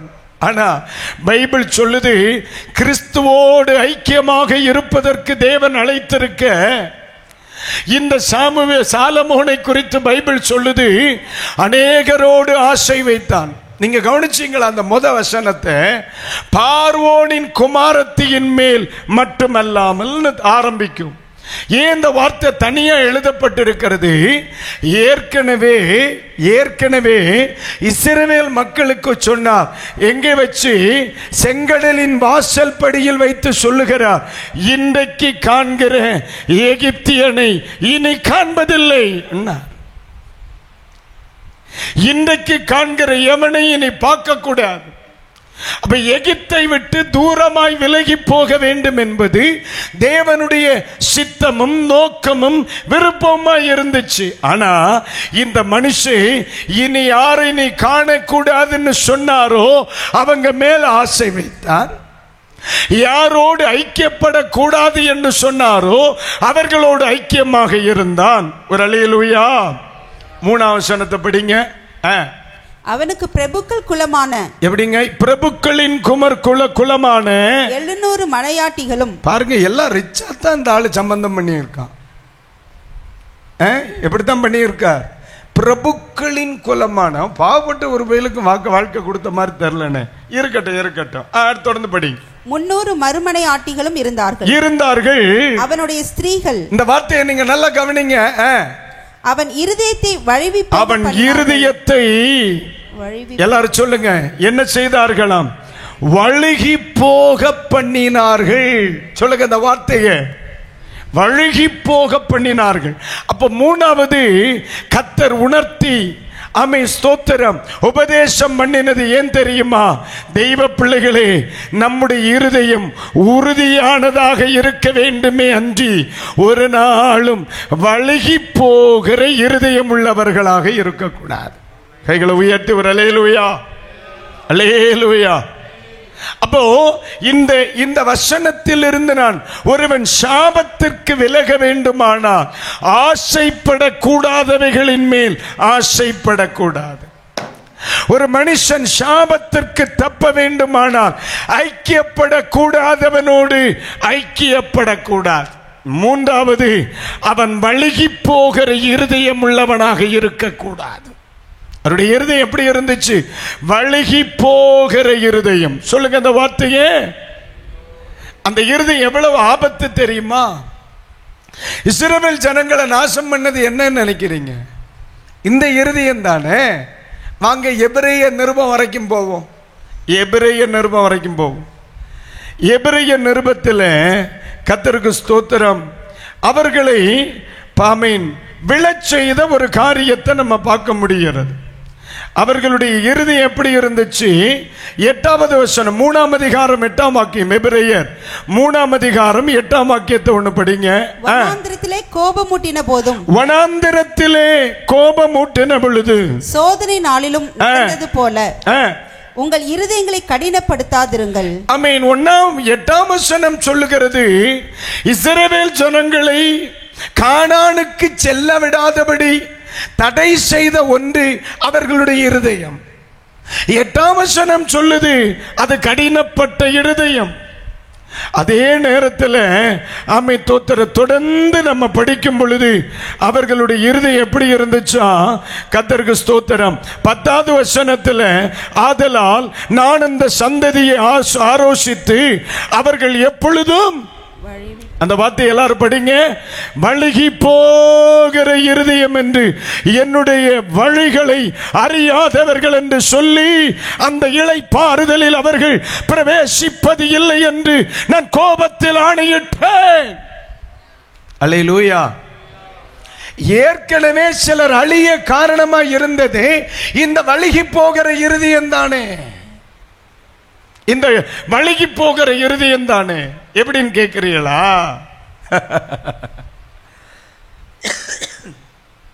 அதாவது இஸ்ரவேல் ஜனங்களுடைய கேரக்டரை ஒரு வாட்டி சொல்லுகிறேனே. மோசே ஆண்டவருடைய அழைப்பை ஏற்று தரிசன பூமி ஆகிய எகிப்திற்கு ஊழியத்துக்கு வர, எகிப்தில் வந்து ஊழியத்தை ஸ்டார்ட் பண்ண உடனே பிரசங்கத்தில் எல்லாரும் என்ன செய்யறாங்க? மோசேயினுடைய செய்தியை கேட்டு ரைட் நம்ம கிளம்பலாம், இந்த ஊர் நமக்கு வேணாம் அப்படிங்கிற முடிவுக்கு வர்றாங்க. இந்த செய்தி யாருக்கு போகுது? பார்வோன் காதுகளுக்கு போகுது. பார்வோன் சொல்ற, ஐயே இவங்க போனா நமக்கு கட்ட ஆரம்பிச்ச வீடுகளை கட்டி முடிக்கிறது யாரு? இந்த பயல்களை விடாதேன்னு சொல்லிட்டு அவர்களை உபத்திரவப்படுத்துறான். உபத்திரவம் வந்த உடனே நேத்தைக்கு கேட்ட பிரசங்கம் எல்லாம் மறந்து போச்சு.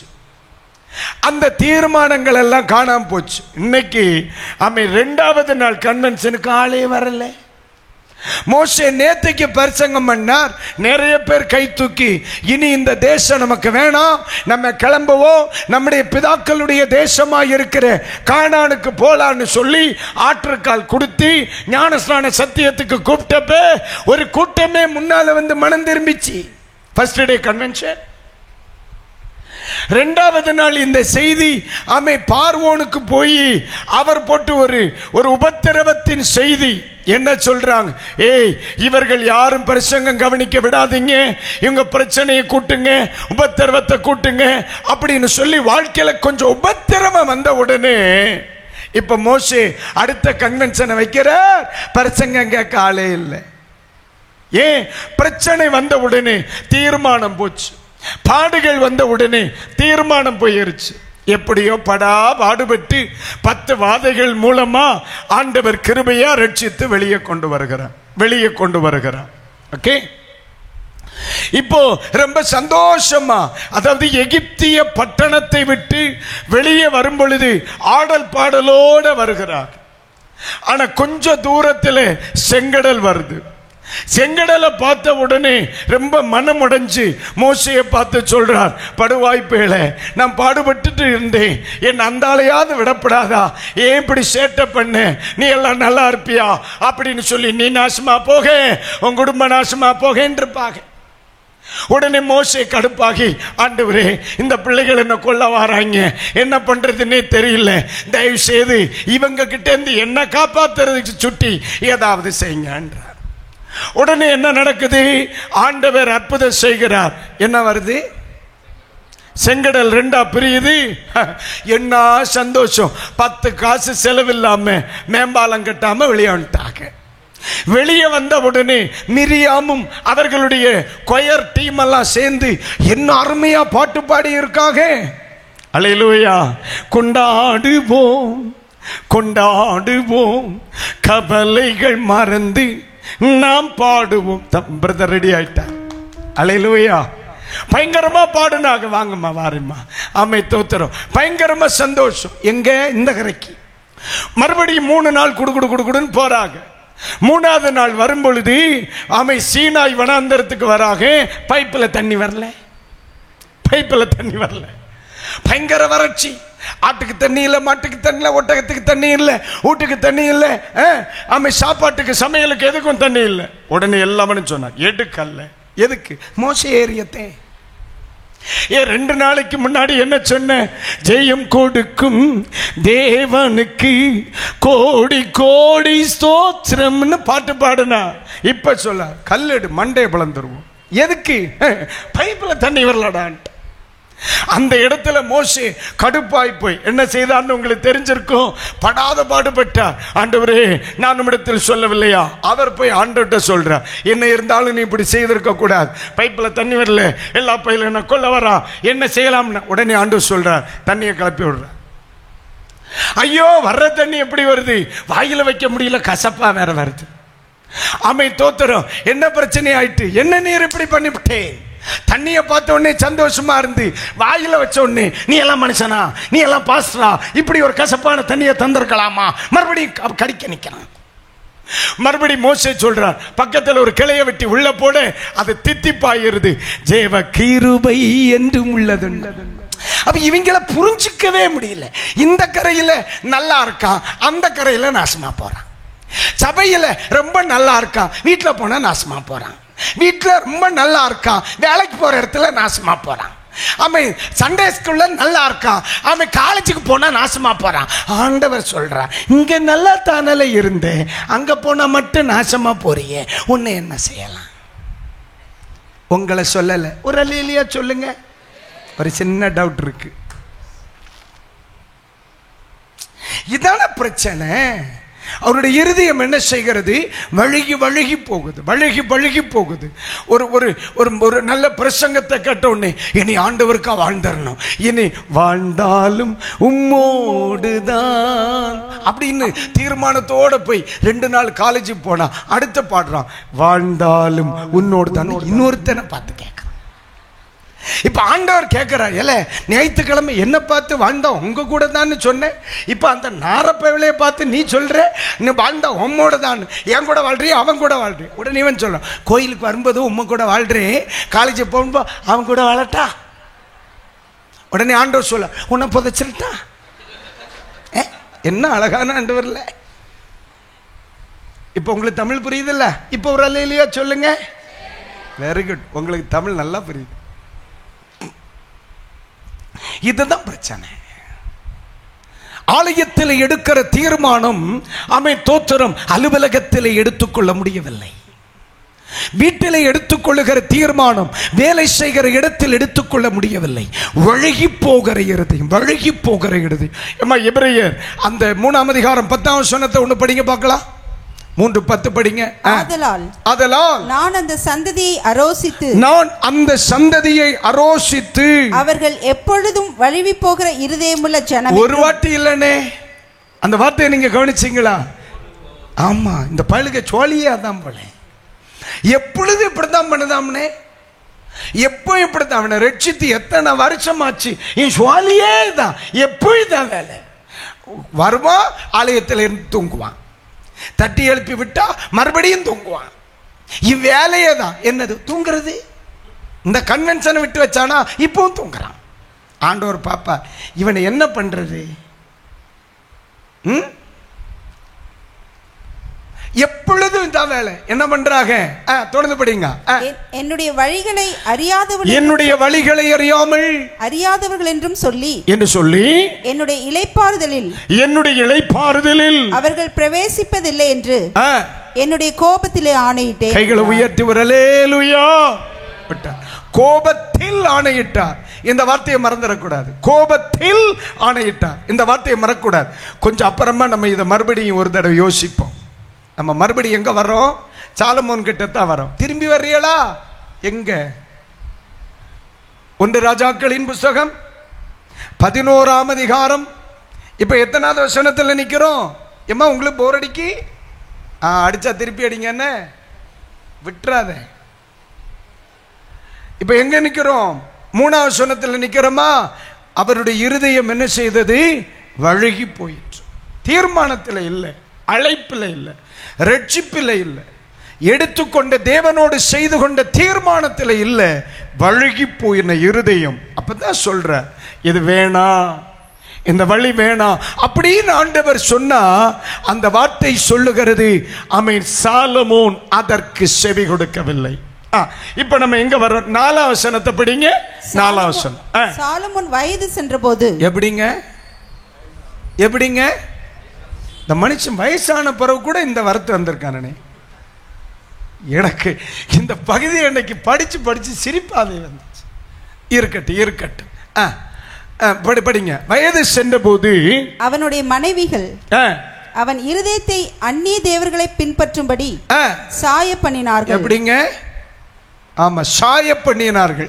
தொடரட்டும். அதனால் அவனுடைய இருதயம் அவன் தகப்பனாகிய தாவீதின் இருதயத்தை போல, தன் தேவனாகிய கர்த்தரோடே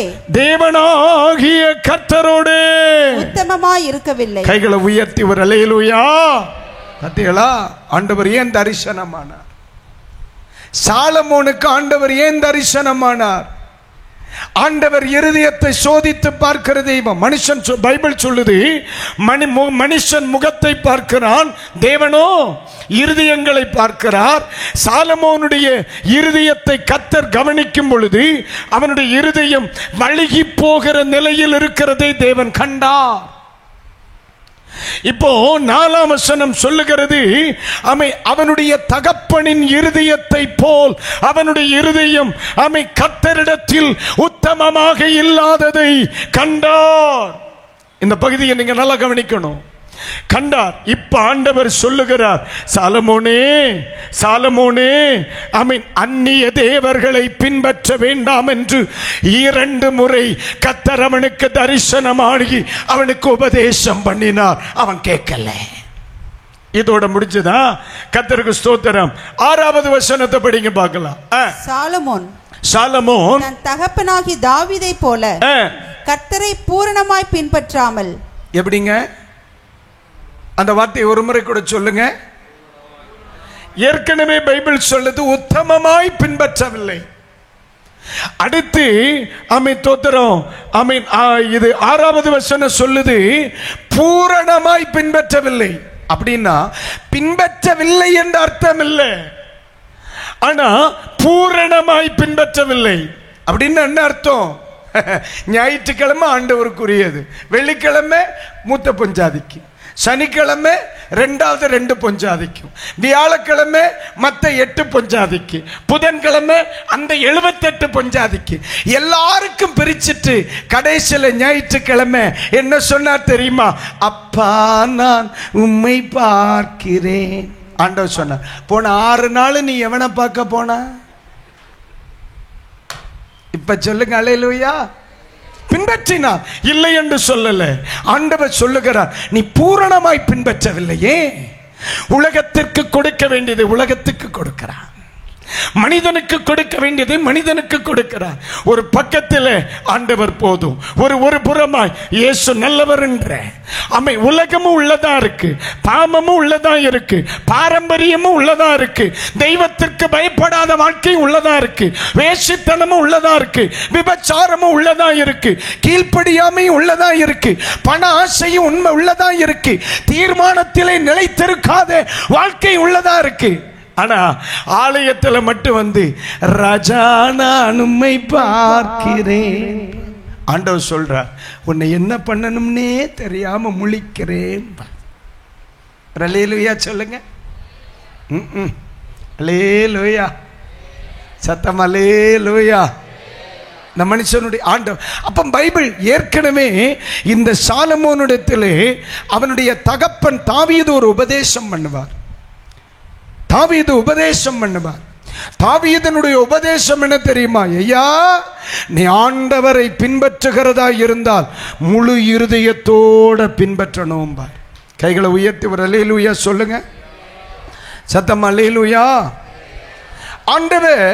ஆண்டவரை ஒரு மனுஷன் பின்பற்றினால் அவன் எப்படி பின்பற்ற வேணுமா? பூரண இருதயத்தோடு, முழு இருதயத்தோடு அவன் பின்பற்ற வேண்டும் என்று பரிசுத்த வேதாகமம் மிக தெளிவாய் சொல்லுகிறது. சாலமோனை குறித்து ராஜா உபதேசம் பண்ணின காரியம் நீ முழு இருதயத்தோட பின்பற்றணும்ன்றார். ஆனா பைபிள் சொல்லுது அவன் பூரண இருதயத்தோடு என்ன செய்யவில்லை? பின்பற்றவில்லை. கைகளை உயர்த்தி ஒரு ஆமேன் சொல்றீங்களா? கைகளை உயர்த்தி ஒரு அல்லேலூயா சொல்றீங்களா? அப்ப ஆண்டவர் நம்மிடத்திலே எதிர்பார்க்கிற ஒரு காரியம் என்ன? ஒரு தேவனுடைய பிள்ளை தெய்வத்தை தேடினானே ஆனால் அவன் தேவனுடைய சமூகத்தில் என்ன செய்ய வேண்டும்? பூரண இருதயத்தோடு, முழு இருதயத்தோடு தெய்வத்தை பின்பற்றுகிறவனாயிருக்க வேண்டும். என அன்புக்குரியவர்களே, ஏன் இந்த மனுஷனுடைய ஜீவியத்திலே தோல்வி வந்தது? இந்த மனுஷனுக்கு விரோதமாய் தேவனுடைய கோபம் வெளிப்பட காரணம் என்ன? ஆண்டவர் எதிர்பார்க்கிற பூரண இருதயம் அவனிடத்தில் இல்லை. அதுதான் தாவீது சொல்லுகிறார், முழு பலத்தோடும் முழு ஆத்துமாவோடும் என்ன செய்ய வேணும்? ஆமென், தேவனுக்கு ஆராதனை செய்யணும். ஒரு தேவனுடைய பிள்ளை ஒரு தெய்வத்தை ஆராதித்தார். அவன் எப்படி ஆராதிக்கணுமா? முழு இருதயத்தோடு. அல்லேலூயா. முழு இதயத்தோடு உம்மை துதிப்பே உன்னதமானவரே, உம் அதிசயங்கள் எல்லாம் எடுத்துரைப்பேன் அதிசயமானவரே. ஒரு நிமிஷம் எந்திரிச்சு நிப்போமா? கொஞ்சம் டயர்டா இருப்பீங்களா? உங்களுக்கு போர் அடிக்குதோ? என்ன பசையா கத்தர் என் கூட பேசுறத உணர்றேன்னு சொல்றவங்க கை தூக்கி ஒரு அல்லேலூயா சொல்லுங்க. நல்லா இல்லை. நானும் உண்மையிலே பயந்துட்டேன். நீங்க ஒரு மாதிரி பார்த்த உடனே நானும் மகளை கலங்காதே, உன் கர்ச்சீப்பை கையில் எடு, கத்தர் உன் கண்ணீரை துடைக்கிறார் அப்படின்னு சொல்லுவேன்னு நீங்க ஒருவேளை எதிர்பார்த்து வந்தீங்களோன்னு. அது இருக்கு வாய்ப்பு இல்லை. அப்படி வேணாம். அது நிறைய பேர் இருக்காங்க, அது வேணாம். ஆனா வேணும், நமக்கு இதான் வேணும். ஏன்னா நம்மை தேவன் அழைத்ததனுடைய நோக்கமே வேற இல்ல. யாரோட ஐக்கியமா இருக்க? இயேசுவோடு. இயேசுவோடு. அல்லேலூயா. தெய்வீக சுகத்துக்கு நான் எதிரானவன் அல்ல. தீர்க்க தரிசனங்களுக்கு நான் எதிரானவன் அல்ல. தீர்க்க தரிசனங்களும் தெய்வீக சுகமும் அற்புதங்களும் அடையாளங்களும் எல்லாம் தன்னை வெளிப்படுத்துவதற்கு அல்ல, வசனத்தை உறுதிப்படுத்துவதற்கு தான். அல்லேலூயா. இன்னைக்கு ராத்திரி கண்டிப்பா தேவன் உங்களை தொடுகிறத நீங்க பாப்பீங்க. இந்த 2வது நாள் ராத்திரியில வசனத்தின் வல்லமை உங்கள் வாழ்க்கையில் வெளிப்படுவதை காண்பீர்கள். செய்தி முடியல, ஒரு சின்ன ரத்த ஓட்டத்துக்கு உங்களை எழுப்பி விட்டுருக்கேன், அவ்வளவுதான். கைகளை உயர்த்தி ஒரு அல்லேலூயா சொல்றீங்களா? அல்லேலூயா. முழு இதயத்தோடு உம்மை துதிப்பே உன்னதமானவரே, உம் அதிசயங்கள் எல்லாம் எடுத்துரைப்பே அதிசயமானவரே. சொல்லுங்க. முழு இதயத்தோடு உம்மை துதிப்பே உன்னதமானவரே, உம் அதிசயங்கள் எல்லாம் எடுத்துரைப்பே அதிசயமானவரே. தட்டி சொல்லுங்க. நீர் அதிசயமானவரே, உன்னதமானவரே, என் உறைவிடம் நீதானே. இப்ப சொல்லுங்க. உன்னதமானவரே, உன் வீடும் நீதானே. வாழ்த்துகிறோம், உம்மை வணங்குகிறோம், போற்றுகிறோம், உம்மை புகழுகிறோம். வாழ்த்துகிறோம், உம்மை வணங்குகிறோம், போற்றுகிறோம், உம்மை புகழுகிறோம். முழு இதயத்தோடு உம்மை துதிப்பேன், உன்னதமானவரே. உம் அதிசயங்கள் எல்லாம் எடுத்துரைப்பேன், அதிசயமானவரே,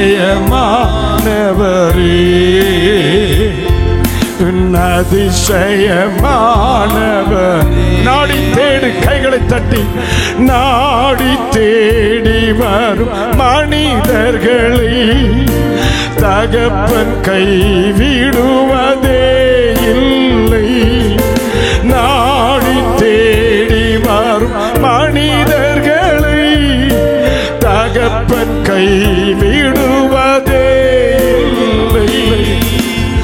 ஒருபோதும் கைவிடுவதே, சேர்ந்து சொல்லுங்க. ஒருபோதும் கைவிடுவதே இல்லை.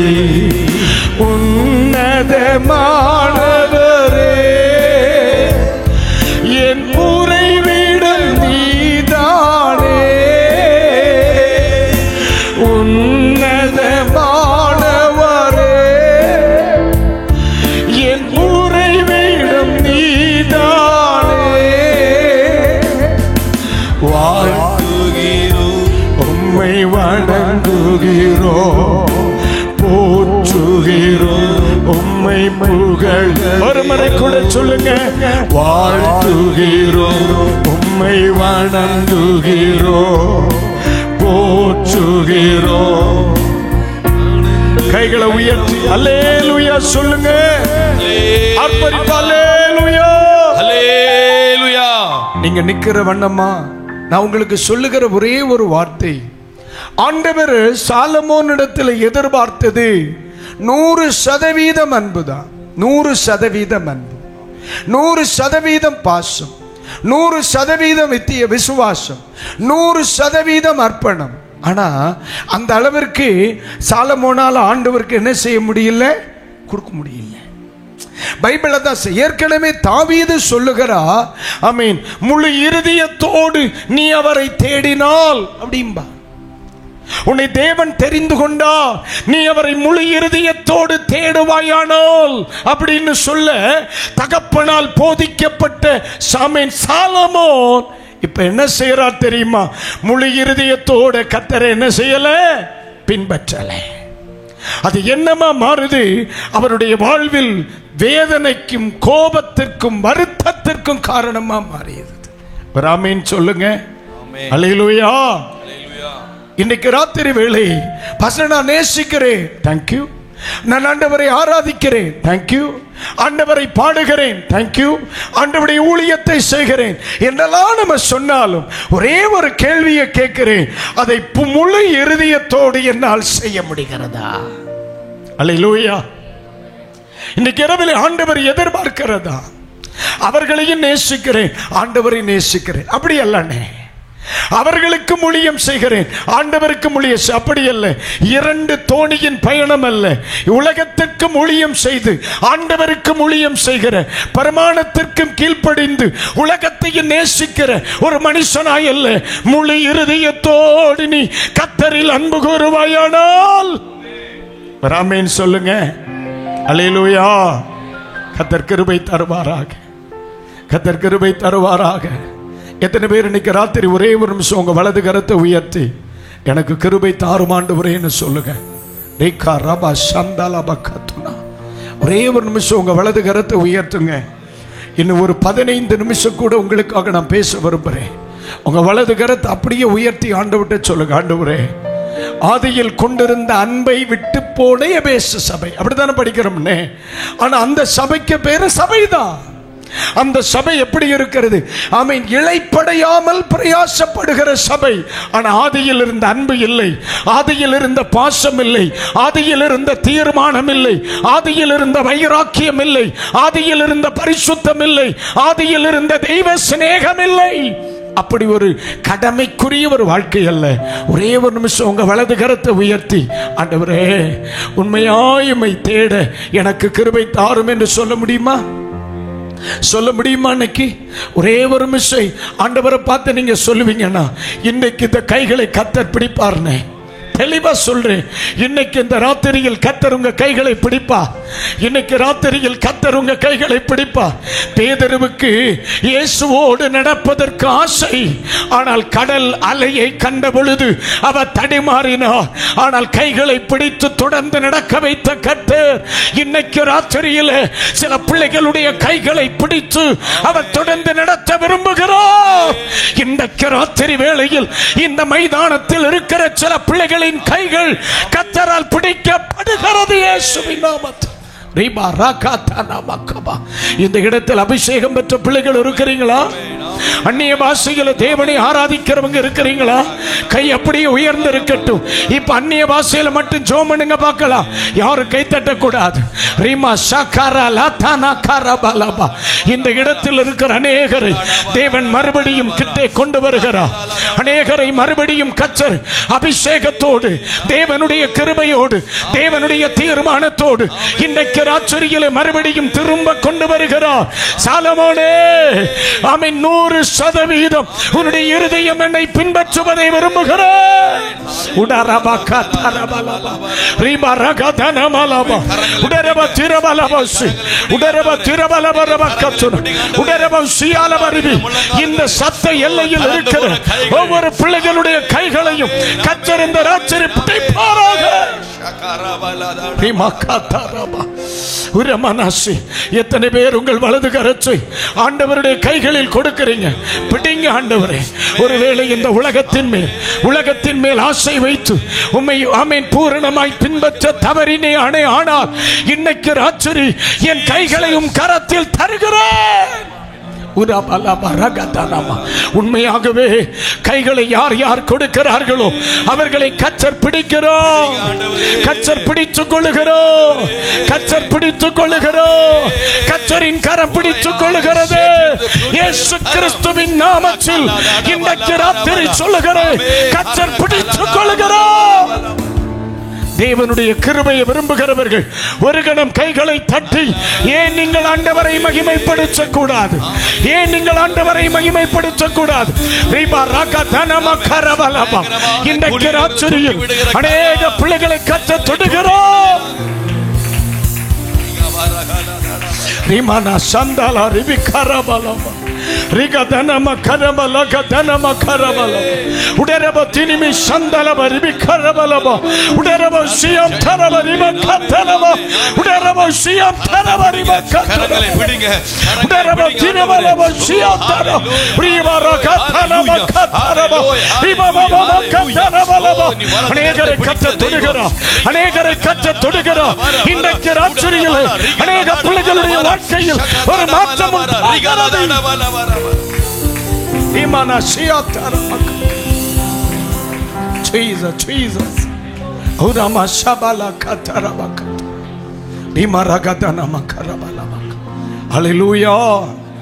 கைகளை உயர்த்தி ஒரு அல்லேலூயா சத்தமா சொல்லுங்க, அல்லேலூயா. அமருங்கள், அமருங்கள்.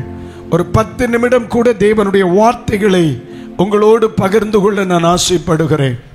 ஆவியானவர் தொடர்ந்து நம்மை நடத்துவாராக. கைகளை உயர்த்தி ஒரு அல்லேலூயா சொல்லுங்க. சத்தமா அல்லேலூயா, அல்லேலூயா. நீங்க நல்லா கவனிங்க. இந்த 6வது வசனத்தை நீங்க பார்க்கும் பொழுது அதுல இன்னும் நம்ம படிக்க வேண்டிய ஒரு மிக முக்கியமான ஒரு காரியம் இருக்கிறது. ஆண்டவர் 2 முறை தரிசனத்தில் அந்த மனிதனுக்கு உபதேசம் பண்ணினார். 2 முறை உணர்த்தினார், 2 முறை சொல்லிக் கொடுத்தார், 2 முறை கடிந்து கொண்டார். ஆனால் இந்த மனுஷன் என்ன செய்யலை? ஆமென், அதற்கு செவி கொடுக்கலை. அதற்கு காரணம் என்னங்கிறது தொடர்ந்து கவனித்தால், ஆனால் இந்த 6வது வசனம், 1 ராஜாக்கள் 11ஆம் அதிகாரம் 6வது வசனத்தை படிக்கும் பொழுது, ஆமென், பின்பற்றாமல் கர்த்தரின் பார்வைக்கு பொல்லாப்பானதை செய்தான். அந்த வார்த்தையை நீங்கள் நல்லா கவனிக்கணும். கர்த்தரின் பார்வைக்கு பொல்லாப்பானதை செய்தான். ஆண்டவர் இந்த இரவிலே உங்களுக்கு சொல்லிக் கொடுக்க சொன்ன ஒரு வார்த்தையை சொல்லவா? தேவனை பின்பற்றுவதில் தளர்வு உண்டாகும் பொழுது தேவன் விரும்பாதவைகள் ஒரு மனுஷனை ஒட்டிக்கொள்ளும். நான் சொல்றது எத்தனை பேருக்கு புரியுது? அல்லேலூயா. மறுபடியும் சொல்றேனே, தேவனை பின்பற்றுவதில் தளர்வு ஏற்படும் பொழுது தேவனுக்கு பிரியமில்லாதவை மனிதனில் ஒட்டிக்கொள்ளும். ஒரு எக்ஸாம்பிள் சொல்றேன். நமக்கு நம்ம ஊர்களில் குளங்கள் குறைவா அதிகமா? குளங்கள் குறைவு தானே? இங்கே குளங்கள் குறைவு தானே? குளங்கள் பார்த்துருக்கிறீங்களானே உங்கள் கிராமங்களில்? ஓகே, இங்கெல்லாம் தருவைகள் தானே அதிகம் இல்லை? மழை காலங்களில் நீர் தேக்கங்கள் அதிகமாக இருக்கும். ஆமென். குமரி மாவட்டங்களுக்கெல்லாம் நீங்கள் வந்தீங்கன்னு சொன்னால் அநேக குளங்களை பார்க்க முடியும். நான் ஒரு எக்ஸாம்பிள் சொல்கிறேன், அது உங்களுக்கு புரிகிற மாதிரி இருந்தால் நான் கடைசியில் உங்கள்கிட்ட கேட்குறேன், நீங்கள் பதில் சொல்லுங்களேன். அதாவது இந்த சில குளங்களை நம்ம பார்க்கும் பொழுது அது எப்படி தெரியுமா? நிறைய பாசிகள் இருக்கும். எங்கள் ஊர்களில் குளங்கள் மேலே எப்படி இருக்கும்? பாசிகள் இருந்துக்கிட்டே இருக்கும். நம்ம குளிக்கிற சில குளங்களில் கூட அதை நம்ம பார்க்க முடியும். நாங்கள் சின்ன வயசுல எல்லாம் கிராமத்தில் வளர்ந்த பொழுது அல்லது வாழ்ந்த பொழுது நாங்கள் குளிக்கிற சில குளங்களில் பாசிகள் அதிகமாக இருக்கும். நாங்கள் குளங்களில் இறங்கினோடனே என்ன செய்வோம் தெரியுமா? முதல்ல இந்த பாசிகளை என்ன செய்வோம்? விலக்கிக்குவோம். நம்ம அப்படியே விலக்கும் பொழுது அதை நம்மளை விட்டு என்ன செய்துடும்? ஒரு இடம், பாசி இல்லாத ஒரு இடம் கிடைக்கும் பாரு. உடனே நம்முடைய ஸ்டைலில் என்ன செய்வோம்? அப்படி முங்கி குளிக்க ஆரம்பிப்போம். இது குளிக்கிறவங்களுக்கு புரியும், குளிக்கிறவங்களுக்கு புரியும். அது குளத்தில் குளிக்கிறவங்களுக்கு நல்லா புரியும். அப்போ நம்ம வேகமாக குளிக்க ஆரம்பிக்கும் பொழுது நம்ம அந்த அசைவு ஏற்பட ஏற்பட இந்த பாசிகள் என்ன செய்யும்? நம்மை விட்டு ரொம்ப விலகிட்டே இருக்கும் பார்த்துக்கிடுங்க. அப்படி விலகிட்டே இருக்கும். நம்ம அதுவும் பசங்க குளிஞ்சிட்டாங்கன்னா தான் அடியில் இருக்கிற மண் வரைக்கும் புழுதி கிளம்பி மேலே வந்துருமே. அவ்வளோ வேகமாக குளிக்க குளிக்க அந்த பாசிகள் நம்மளை விட்டு போயிட்டே இருக்கும். அதே குளத்தில் ஒரு 15 நிமிஷம் அப்படியே நீங்கள் அசையாமல் நில்லுங்க. எதெல்லாம் நம்மளை விட்டு தூரமாக போச்சு? மாப்பிள்ள, ஹவ் ஆர் யூ கிட்டாந்துடும். அசைவு நிற்கும் பொழுது பாசி மறுபடியும் பக்கத்தில் வந்துடும். அசைவு நிற்கும் பொழுது எதெல்லாம் நம்மை விட்டு போச்சோ அதெல்லாம் உள்ள வந்துருது, கிட்ட வந்துருது. மறுபடியும் அசைய ஆரம்பிக்கும் பொழுது அது மறுபடியும் வெளியே போகும். அதே மாதிரி தான் இங்க என்ன நடக்குது தெரியுமா? இங்க என்ன நடக்குது? தேவனை தேடுகிற விஷயத்தில், தேவனுக்கு அடுத்த காரியங்களில் சாலமோன் வேகத்தை குறைத்த பொழுது ஆண்டவர் விரும்பாதவைகள் எல்லாம் அவனோடு ஒட்டி கொண்டது.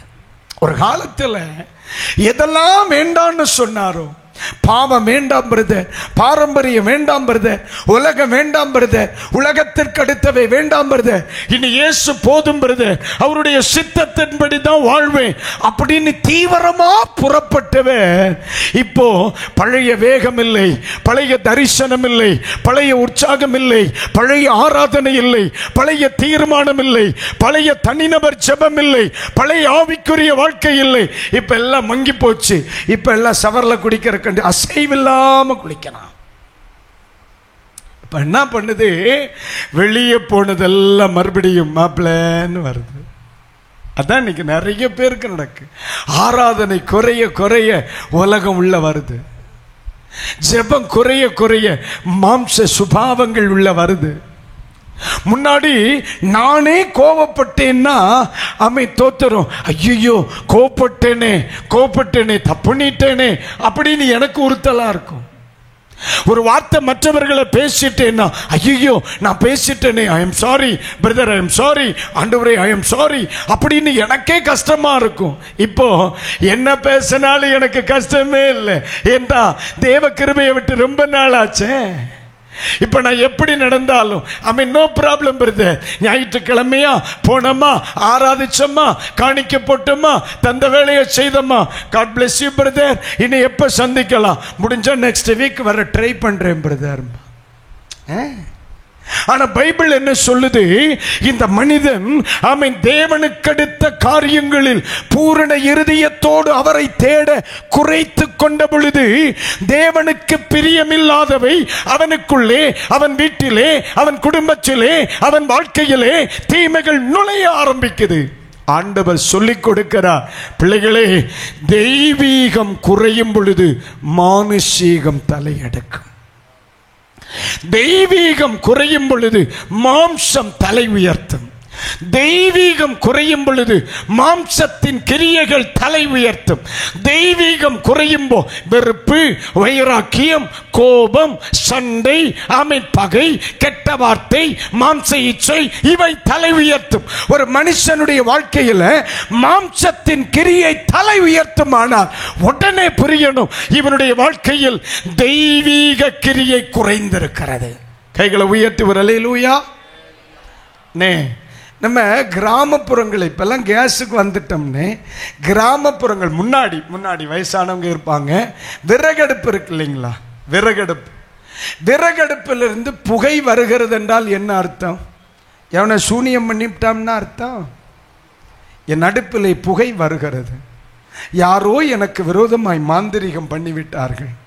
உடனே அந்த சிஸ்டருக்கு ஃபோன் பண்ணி, பிரதர் என் புகையை என் அடுப்பில் என்ன வருகிறது, புகை வருகிறது, தயவு செய்து எனக்காக ஜெபியுங்கள்.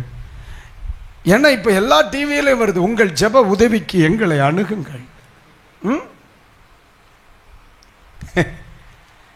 எப்ப புகை வந்துருச்சுன்னா நம்ம என்ன தீர்மானம் பண்ணணும்? நெருப்பில்லைன்னு தீர்மானம். புகை மாறுவதற்காக ஜெபிக்கப்படாதுன்னே, நெருப்பு கூடுவதற்காக முயற்சி பண்ணு. என்ன நீங்க ஒரு மாதிரி பாக்குறீங்க? அல்லேலூயா. ஏசப்பா, என் அடுப்பில் ரொம்ப புகையா வருது, அதனால ஏதோ ஒரு சாத்தானுடைய கிரியை. நம்மளை விட யாரு சாத்தான் பெரியவே? நம்மளே பெரிய சாத்தான் இல்ல. இப்ப என்ன, அதுதான் தெய்வீகம் குறையும் பொழுது ஜென்ம சுபாவம் உயர்துன்னு. அதாவது ரட்சிக்கப்பட்ட ஆரம்ப நாட்களிலே, இயேசுவுக்குள் வந்த ஆரம்ப நாட்கள்ல யாரோடும் பகையா இருக்க முடியல. இல்ல, இன்னைக்கு மட்டும் பகை, இன்னைக்கு மட்டும் வைராக்கியம், இன்னைக்கு மட்டும் மன்னிக்க முடியாத சுபாவம், இதெல்லாம் கிறிஸ்துவின் சுபாவம் இல்ல. ஒரு மனிதனுக்குள்ளே உண்மையாகவே கிறிஸ்து இருப்பார் என்று சொன்னார், அவனால் உலகத்தை, உலகத்தில் உள்ளவைகளை, பாவத்தை, பாவத்தின் செயலை, வெறுப்பை, வைராக்கியத்தை அவனால் வச்சிருக்க முடியாதுன்னு. வச்சிருந்தான்னா அவன் தூங்க மாட்டான், அவனால தூங்க முடியாது, அவனால சாப்பிட முடியாது. ஏன்? அவனுக்குள்ள இருக்கிற ஆவியானவர் அவனை சம்மதிக்க மாட்டார். அல்லேலூயா. என்ன ஒரு மாதிரி பார்க்குறீங்க? Praise the Lord. Praise the Lord. அல்லேலூயா. இதெல்லாம் சபைகளுக்குள்ள பிரசங்கம் பண்ண வேண்டியது. ஏன் என்ன, நானும் அதான் யோசிச்சேன். என்ன ஆண்டவரே, நீ ஓப்பன் மீட்டிங்ல எப்படியெல்லாம் பேச வைக்கிறிய? தூத்துக்குடியில் பேசணும்ட்டார். நமக்கு பிரசங்கத்துக்கெல்லாம் பஞ்சம் ஒன்றும் கிடையாது, ஆனால் தூத்துக்குடியில் இதான் பேசணும்னு கர்த்தர் சொன்னார். கர்த்தர் உங்களோடு பேசுகிறார் என்று நான் கர்த்தருக்குள் நம்புகிறேன். கைகளை உயர்த்தி ஒரு அல்லேலூயா சொல்லுங்க. அல்லேலூயா. ஆண்டவர் இன்னைக்கு ராத்திரி, இந்த 3 நாட்கள், நாளை இரவு இந்த மைதானத்தை விட்டு நாம் புறப்படும் பொழுது, மோசே சீனாயிலிருந்து இறங்கி வரும் பொழுது அவனுடைய முகம் பிரகாசித்தது உண்மை என்பதை நிரூபிக்கணும். எத்தனை பேருக்கு நான் சொல்றது புரியுது? இன்னைக்கு ராத்திரி என்னுடைய தீர்மானம் என்ன? இன்றைக்கு ராத்திரி என்னுடைய தீர்மானம், ஆண்டவரே இன்னும் உம்மோடு நெருங்கி வருகிறேன் சுவாமி, இன்னும் உம்மோடு நெருங்கி வருகிறேன். கடந்த நாட்களில் நான் உம்மோடு தேடின விதத்தில் இருந்தது போல் உம்முடைய சமூகத்தை விட்டு தூரமாய் இருப்பேனே, ஆனால் இன்றைக்கு ராத்திரி இயேசுவோடு சமீபித்து வருகிறேன், சத்தியத்தில் சமீபித்து வருகிறேன், பலிபீடத்தோடு சமீபித்து வருகிறேன், என் தீர்மானத்தோடு சமீபித்து வருகிறேன், மனம் திரும்புதலோடு சமீபித்து வருகிறேன், ஆவியானவரோடு சமீபித்து வருகிறேன், வசனத்தோடு சமீபித்து வருகிறேன். தேவ கிருபையில் சமீபித்து வரும் பொழுது உலகமும் மாம்சம் தரிச்சிருமல்ல. அல்லேலூயா. ஐயா, ஆவியில் ஆராதிச்சிட்டு ஆவிக்குரியவன் என்று சொல்லிவிட்டு இருதயத்தில் பகையோடு ஒருவன் சுத்துவானானால் அவனை கவனியம், மிகவும் ஆபத்தானவன். பிசாசோடு குடும்பம் நடத்தலாம், பின்மாறி போனவனோடு எதிரான எருசலேமுக்கு எதிரான மலையிலே மோவாபிரின் அருவருப்பாகிய காமோசுக்கும் அம்மோன் புத்திரரின் அருவருப்பாகிய மோலோகுக்கும் மேடையை கட்டினான். ஆலயம் கட்டினதும் இவன் தான், பேய்க்கு மேடை கட்டினதும் இவன் தான். இதுக்கு நீ கட்டாமே இருந்திருக்கலாம். ஏனே அல்லேலூயா. நான் ஏற்கனவே கட்டணான்னு 3 தான் சொன்னேன், 4வது ஒன்றும் கட்டியிருக்கான். அரண்மனை கட்டினா, ஆலயத்தை கட்டினா, வேற என்ன கட்டினா?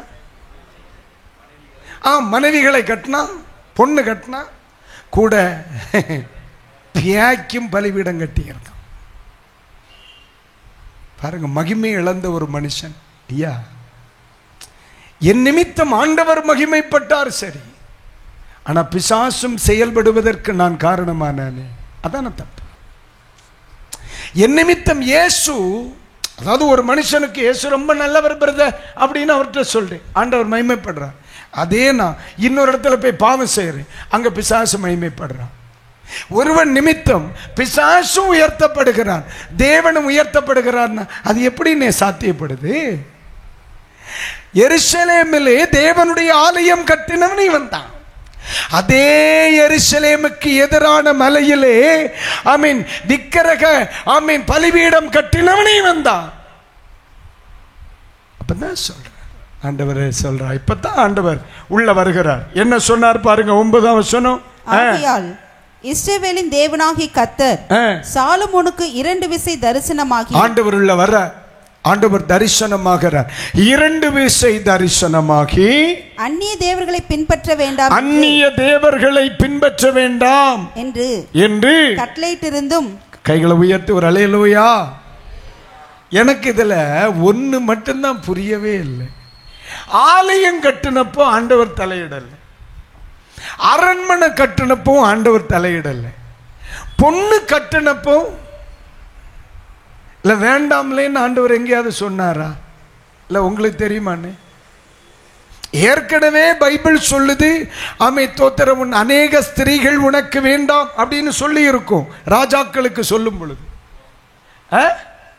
ஆனா இங்க அவர் தாராளமா அப்ப கூட உள்ள வரல. சரி, கழுத சாப்பாடு கொடுக்க முடியுது, இங்க 16 கிலோ அரிசி கிடைச்சும் கூட பலரும் படாத பாடுபடுறான். அவருக்கு ரேஷன் கிடைக்கிறது போல இருக்கு, விட்டார், ஒன்னும் சொல்லல. ஆனா எப்பொழுது பாகாலுக்கு பலிபீடம் கட்டினானோ, இவன் நிமித்தம் பிசாசனுடைய லட்சியம் எப்பொழுது நிறைவேறினதோ அப்ப கர்த்தருக்குள்ள வந்தார். அவ்வளவுதான். ஐயா, நம்முடைய வாழ்க்கையில் எப்பொழுது சத்துரு சந்தோஷப்படுகிறானோ கர்த்தர் குறுக்க வந்துடுறார்.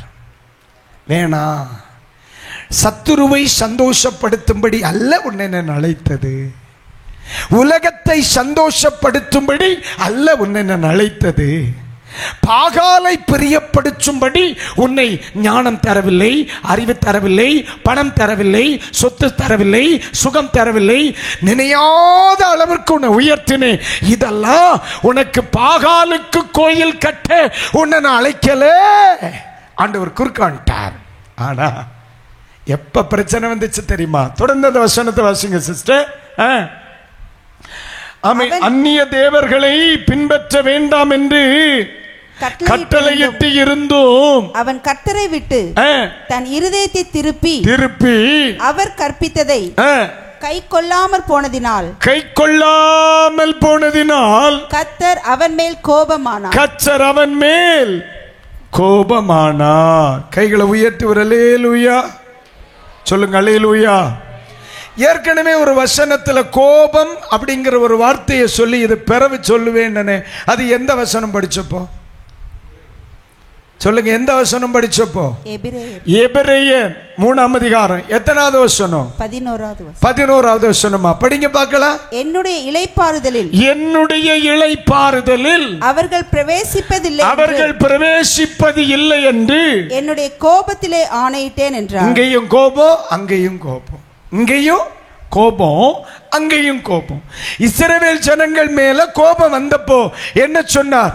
உன்னை எங்க போகணும்னு நினைச்சு கூட்டிட்டு வந்தனோ அங்க நீ போறதில்லைன்ட்டார். போச்சா?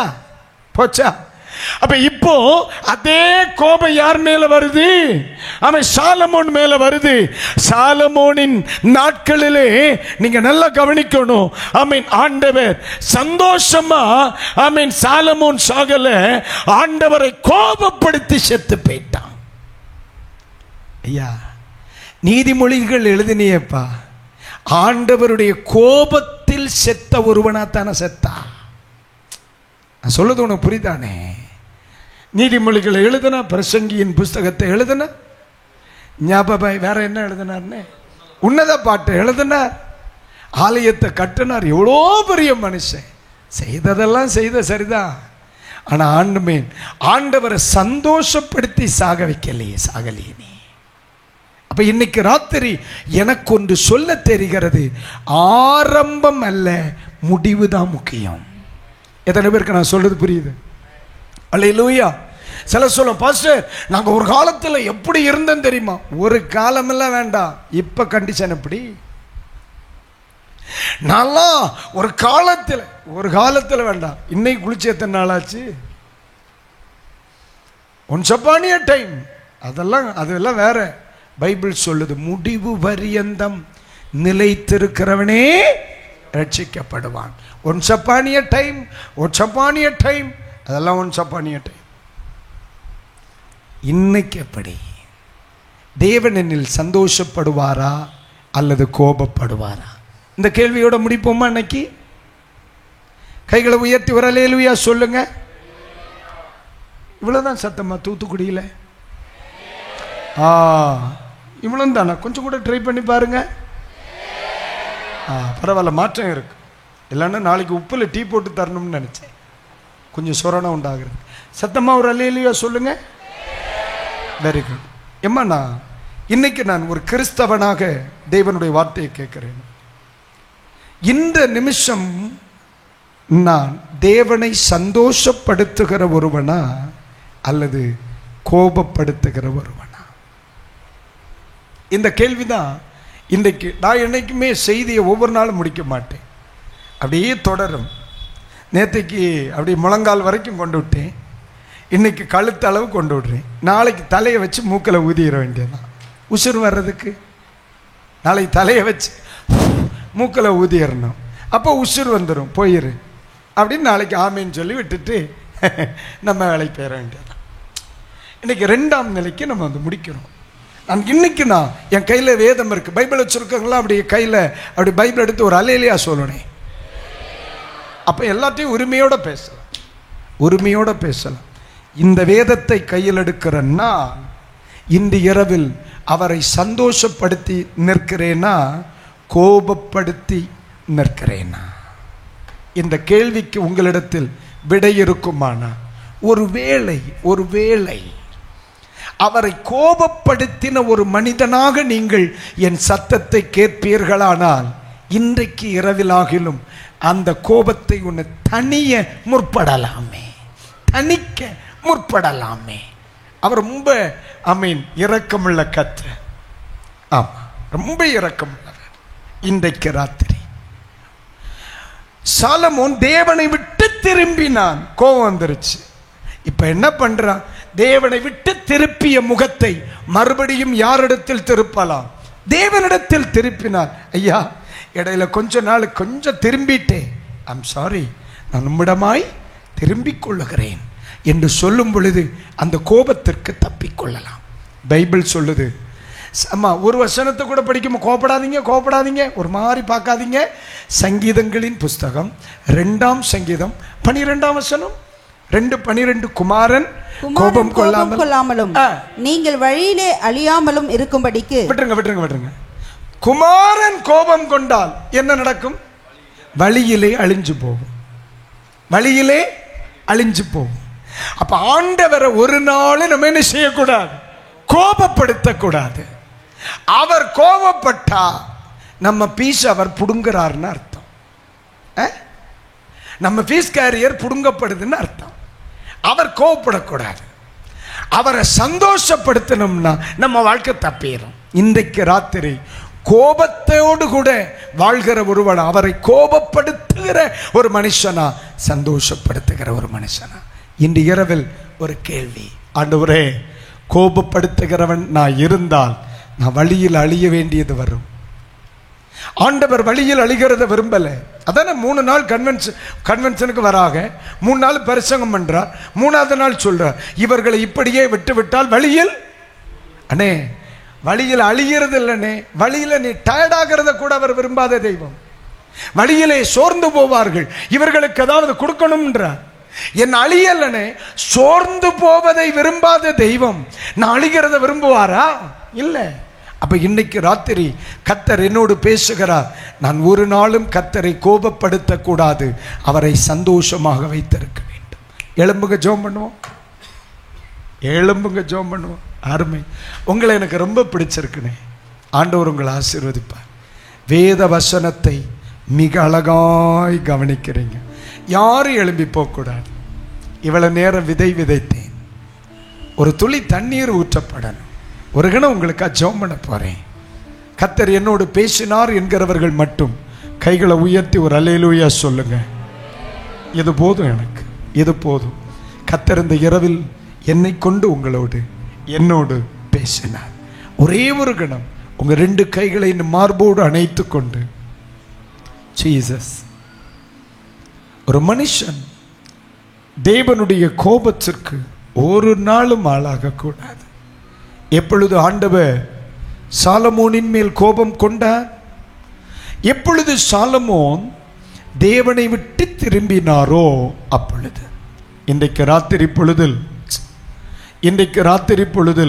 இன்று ராத்திரி வேளையில் தேவ சமூகத்தில் இருக்கிற அருமையான தேவனுடைய பிள்ளைகளே, எத்தனை பேர் தன்னுடைய கரத்தை மார்போடு அணைத்து கொண்டு ஒரு விசை கூட என்னை உமக்கு ஒப்பு கொடுக்கிறேன். கொஞ்சம் ரிவர்ப் வச்சிருமா, கொஞ்சம் தேவனுடைய சமூகத்தில் ஒரே ஒரு கணம் கண்களை மூடி நீங்க ஜெபம் பண்ணுங்க, பார்க்கலாம். Please pray. சத்தம் உயரட்டும், சத்தம் உயரட்டும், சத்தம் உயரட்டும். மைதானத்தில் சத்தம் உயரணும். பரிசுத்த ஆவியானவர் ரொம்ப தெளிவா பேசி இருக்கிறார். சொல்லுங்கண்ணே, ஜெபம் பண்ணுங்க. ஆண்டவரே, தேவனுடைய கோபத்திற்கு காரணமாய் இருக்கிற ஒரு மனிதன் அல்ல, தேவனுடைய கோபத்திற்கு காரணமாய் இருக்கும் ஒரு மனிதனாய் அல்ல. இன்றைக்கு ராத்திரி தேவனுடைய விரும்பப்படுகிற பிரியமான ஒரு பிள்ளையா என்னுடைய வாழ்க்கையை அர்ப்பணிக்கிறேன். ஆண்டவரே, உங்க இடது கரத்தை மார்போடு வைத்துக்கொண்டு எத்தனை பேர் இன்னைக்கு ராத்திரியில் ஆண்டவரே உம்மை கோபப்படுத்துகிற ஒரு மனிதனாய் அல்ல, உம்மை சந்தோஷப்படுத்துகிற ஒரு மனிதனாய் வாழவே நான் ஆசைப்படுகிறேன் என்று விரும்புகிறவர்கள் மட்டும் உங்க வலது கரத்தை அப்படியே உயர்த்தி அந்த வார்த்தையை உங்களால் சொல்ல முடியுமா? ஓ ராஷா காத்தாராமா. அநேகரை கச்ச கவனமாய் பார்க்கிறார். அநேக இளம் பிள்ளைகள் தேவனுடைய வார்த்தைகளை கேட்கிறாங்க. அநேக தேவனுடைய பிள்ளைகள் கர்த்தருடைய வார்த்தைகளை கேட்கிறாங்க. அநேக தேவனுடைய பிள்ளைகள் தேவனுடைய வார்த்தைகளை கேட்கிறாங்க. அநேக தேவனுடைய பிள்ளைகள் தேவனுடைய வார்த்தைக்கு உங்களை ஒப்புக் கொடுக்கிறாங்க. இன்றைக்கு ஆண்டவருடைய சமூகத்திலே ஆமை தோத்தர வந்திருக்கிற அருமையான தேவனுடைய பிள்ளைகள் பரிசுத்த ஆவியானவருடைய கரத்தில் ஏன் நீங்கள் உங்களை ஒப்புக் கொடுக்க கூடாது? நீங்கள் ஆண்டவருடைய சமூகத்தில் ஜெபிக்கும் பொழுது, தேவனுடைய சமூகத்தில் ஜெபிக்கும் பொழுது கர்த்தருடைய கரம் உங்களை தொடுகிறதை நீங்கள் பார்க்க முடியும். தேவனுடைய கரம் உங்களை தொடுகிறதை பார்க்க முடியும். ஒரே ஒரு நிமிஷம் உங்க வலது கரத்தை உயர்த்தி ஜெபம் பண்ணுங்க. ஆண்டவரே, உம்மை ஸ்தோத்திரம், உம்மை சந்தோஷப்படுத்துகிற ஒரு மனிதனாக, உம்மை சந்தோஷப்படுத்துகிற ஒரு மனிதனாய் நான் வாழ விரும்புகிறேன். எனக்கு கிருபை தாரும் என்று சொல்லுங்க பார்க்கலாம். எனக்கு கிருபை தாரும். இந்த வார்த்தையை மட்டும்தான் நீங்க சொல்லணும். எனக்கு கிருபை தாரும் ஆண்டவரே, எனக்கு கிருபை தாரும் ஆண்டவரே. சொல்லுங்க, சத்தம் உயரட்டும். அநேகரை கர்த்தர் இந்த ராத்திரியில் ஆமென் பலப்படுத்த விரும்புகிறார். இந்த மைதானம் முழுவதும் ஒரு தேவனுடைய வல்லமை இறங்கி வருகிறத நான் பார்க்கிறேன். இன்றைக்கு ராத்திரி பொழுதில் பரிசுத்த ஆவியானவருடைய வல்லமை பலமாய் வெளிப்படுகிறத நான் பார்க்கிறேன். ஆமென், வெளிப்படுகிறத நான் பார்க்கிறேன். ஆமென், ஸ்தோத்திரம், வெளிப்படுகிறத நான் பார்க்கிறேன். உரம சந்தலா ரிபி கரப துனம கரபலதுனா. ஆண்டவரே, உமக்கு நன்றி சொல்லுகிறேன். ஆண்டவரே, வலது கரம் உயர்த்தப்படட்டும். இப்பொழுது தேவனுடைய சமூகத்திலே ஓ ரசந்தலா ரகதனம கரபலதுனா, இயேசுவின் நாமத்தினால் வலது கரம் உயர்த்தி ஜெபம் ஆரம்பிங்க. அப்படியே ஜெபிக்கும் பொழுது ஒரு தேவனுடைய வல்லமை அநேகரை தொட ஆரம்பிக்கிறது. ஆண்டவருடைய சமூகத்திலே சொல்லுங்க, ஆண்டவரே, கோபப்படுத்துகிற ஒரு மனிதனாய்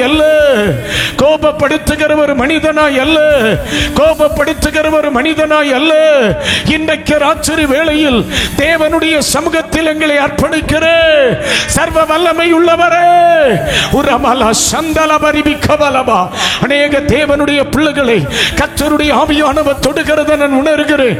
இன்றைக்கு எவரவர் தங்கள் வலது கரத்தை உயர்த்தி, ஆண்டவரே, கோபப்படுத்துகிற ஒரு மனிதனாய் அல்ல, தேவன் விரும்புகிற ஆமென் சந்தோஷப்படுத்துகிற ஒரு பிள்ளையா இருக்க எனக்கு கிருபை தாரும் என்று சொல்கிறவர்களுக்காய் ஒரு நிமிடம் ஜெபிக்க போகிறேன். ஆண்டவரே, இந்த மைதானத்துக்குள்ளே தேவனுடைய கரம் இவர்கள் மேல் வெளிப்படுவதாக. இன்றைக்கு இந்த மைதானத்துக்குள் ஆண்டவரை சந்தோஷப்படுத்துகிற ஒரு தேவ கிருபை எனக்கு தேவை என்று சொல்கிற ஒவ்வொரு பிள்ளைகளுடைய வாழ்க்கையிலும் இன்றைக்கு ராத்திரி இயேசுவின் நாமத்தில் உம்முடைய வல்லமை வெளிப்படுவதாக. இப்பொழுது கரங்களை தட்டி ஒரு கணம் தேவனுக்கு நன்றி சொல்லுங்கள் பார்க்கலாம். இந்த மைதானத்தில் இருக்கிற அருமையான தேவனுடைய பிள்ளையே, இப்பொழுது ஒரு கணம் கரம் தட்டி நீங்கள் தேவனை துதிப்பீர்களானால் பரிசுத்த ஆவியானவர் இன்றைக்கு ராத்திரி அநேக பிள்ளைகளை இந்த ராத்திரி தொடுகிறார். இந்த இரவு நேரத்தில் ஒரு காரியத்தை கர்த்தர் சொல்லுகிறார். பாவத்தின் நிமித்தம், உலகத்தின் வல்லமைகளின் நிமித்தம் எந்த குடும்பத்திற்குள்ளே பொல்லாத சில வல்லமைகள் இருந்ததோ அந்த குடும்பங்களில் இயேசு கிறிஸ்துவின் நாமத்தில் இன்றைக்கு ராத்திரி சில விடுதலைகள் உண்டாகிறது.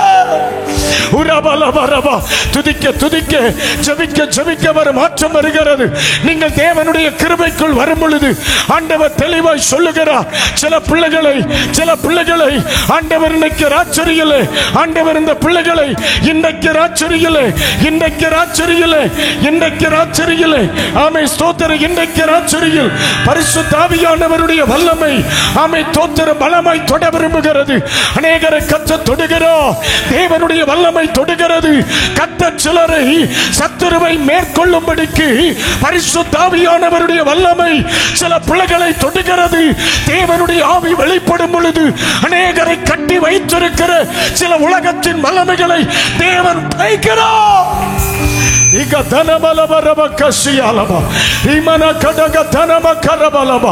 ஒரு தேவனுடைய வல்லமை கரம் இயேசுவின் நாமத்தில் வெளிப்படுகிறது. இத்தனை வருஷங்கள், இத்தனை நாட்கள் தேவனுடைய சமூகத்திலே உன்னை எழும்பி நிற்க விடாதபடி உனக்கு விரோதமாய் செயல்பட்ட சில அந்தகார ஆவிகள், சில பொல்லாத வல்லமைகள் இயேசுவின் நாமத்தினால் இன்றைக்கு ராத்திரி உடைகிறது. துதிங்க பிரதர், தேவனை துதிங்க பிரதர், ஆண்டவரை துதிக்க ஆரம்பிங்க. சில தேவ பிள்ளைகள் தேவனை துதிக்க துதிக்க சில விடுதலை நடந்து கொண்டிருக்கிறது, சில மாற்றங்கள் வருகிறது. இயேசுவின் நாமத்தில் விடுதலை. உரபலப ரகதன மரப ரிகதர கதரபோஷியா உரபலப உடிரிபி சந்தரபரிபி. ஹல்லேலூயா. வல்லமை உண்டு உண்டு, அற்புத வல்லமை இயேசுவே ரத்தத்தா. வல்லமை உண்டு உண்டு, அற்புத வல்லமை ஆட்டுக்குட்டியின் ரத்தத்தினா. வல்லமை உண்டு உண்டு, அற்புத வல்லமை இயேசுவே ரத்தத்தா. வல்லமை உண்டு. ஒரே ஒரு கணம் கைகளை தட்டி கோட்டியின் ரத்தத்தினா.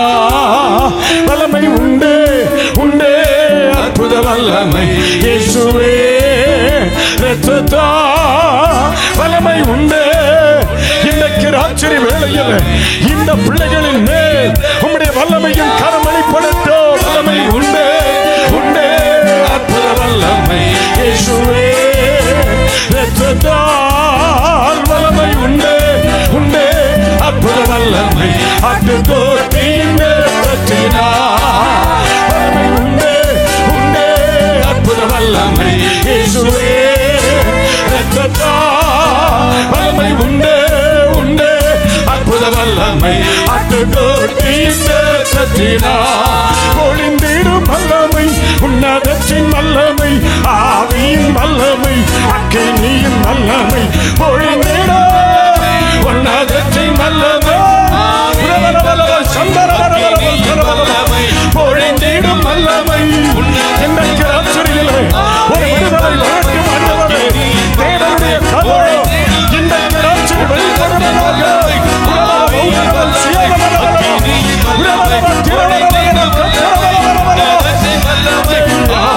வல்லமை, அக்கினியின் வல்லமை பொழிந்திடும் வல்லமை. வல்லமை பொழிந்திடும் வல்லமை, உன்னதத்தின் வல்லமை, ஆவியின் வல்லமை, அக்கினியின் வல்லமை பொழிந்திடும் வல்லமை.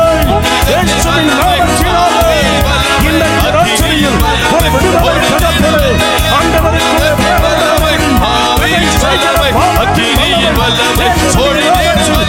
இன்றைக்கு ராத்திரி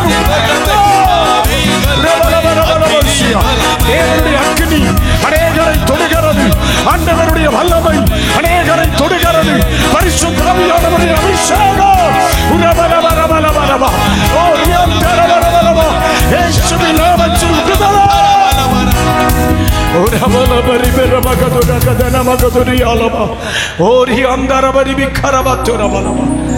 எந்த ஒரு மனுஷன் தேவனுக்கு பிரியமானதை செய்யும்படி தன்னுடைய வாழ்க்கையை அர்ப்பணிக்கிறானோ அந்த மனிதனுடைய வாழ்க்கையில் தேவனுடைய ஆவியானவர் இன்றைக்கு ராத்திரி சொல்லுகிறார், இன்றைக்கு காண்கிற எகிப்தியனை இனி நீ காண்பதில்லை. இன்றைக்கு காண்கிற எகிப்தியனை நீ காண்பது இல்லை. எந்த இருளின் வல்லமைகள் உனக்கு விரோதமாக எழும்பினதோ இயேசுவின் நாமத்தில் இன்றைக்கு ராத்திரி கிருபைகளுக்காக நன்றி. இயேசுவின் நாமத்தில் பிதாவே, ஜெயம் தந்த ஆண்டவரை கரம் தட்டி நன்றி சொல்லுங்கள். நன்றி.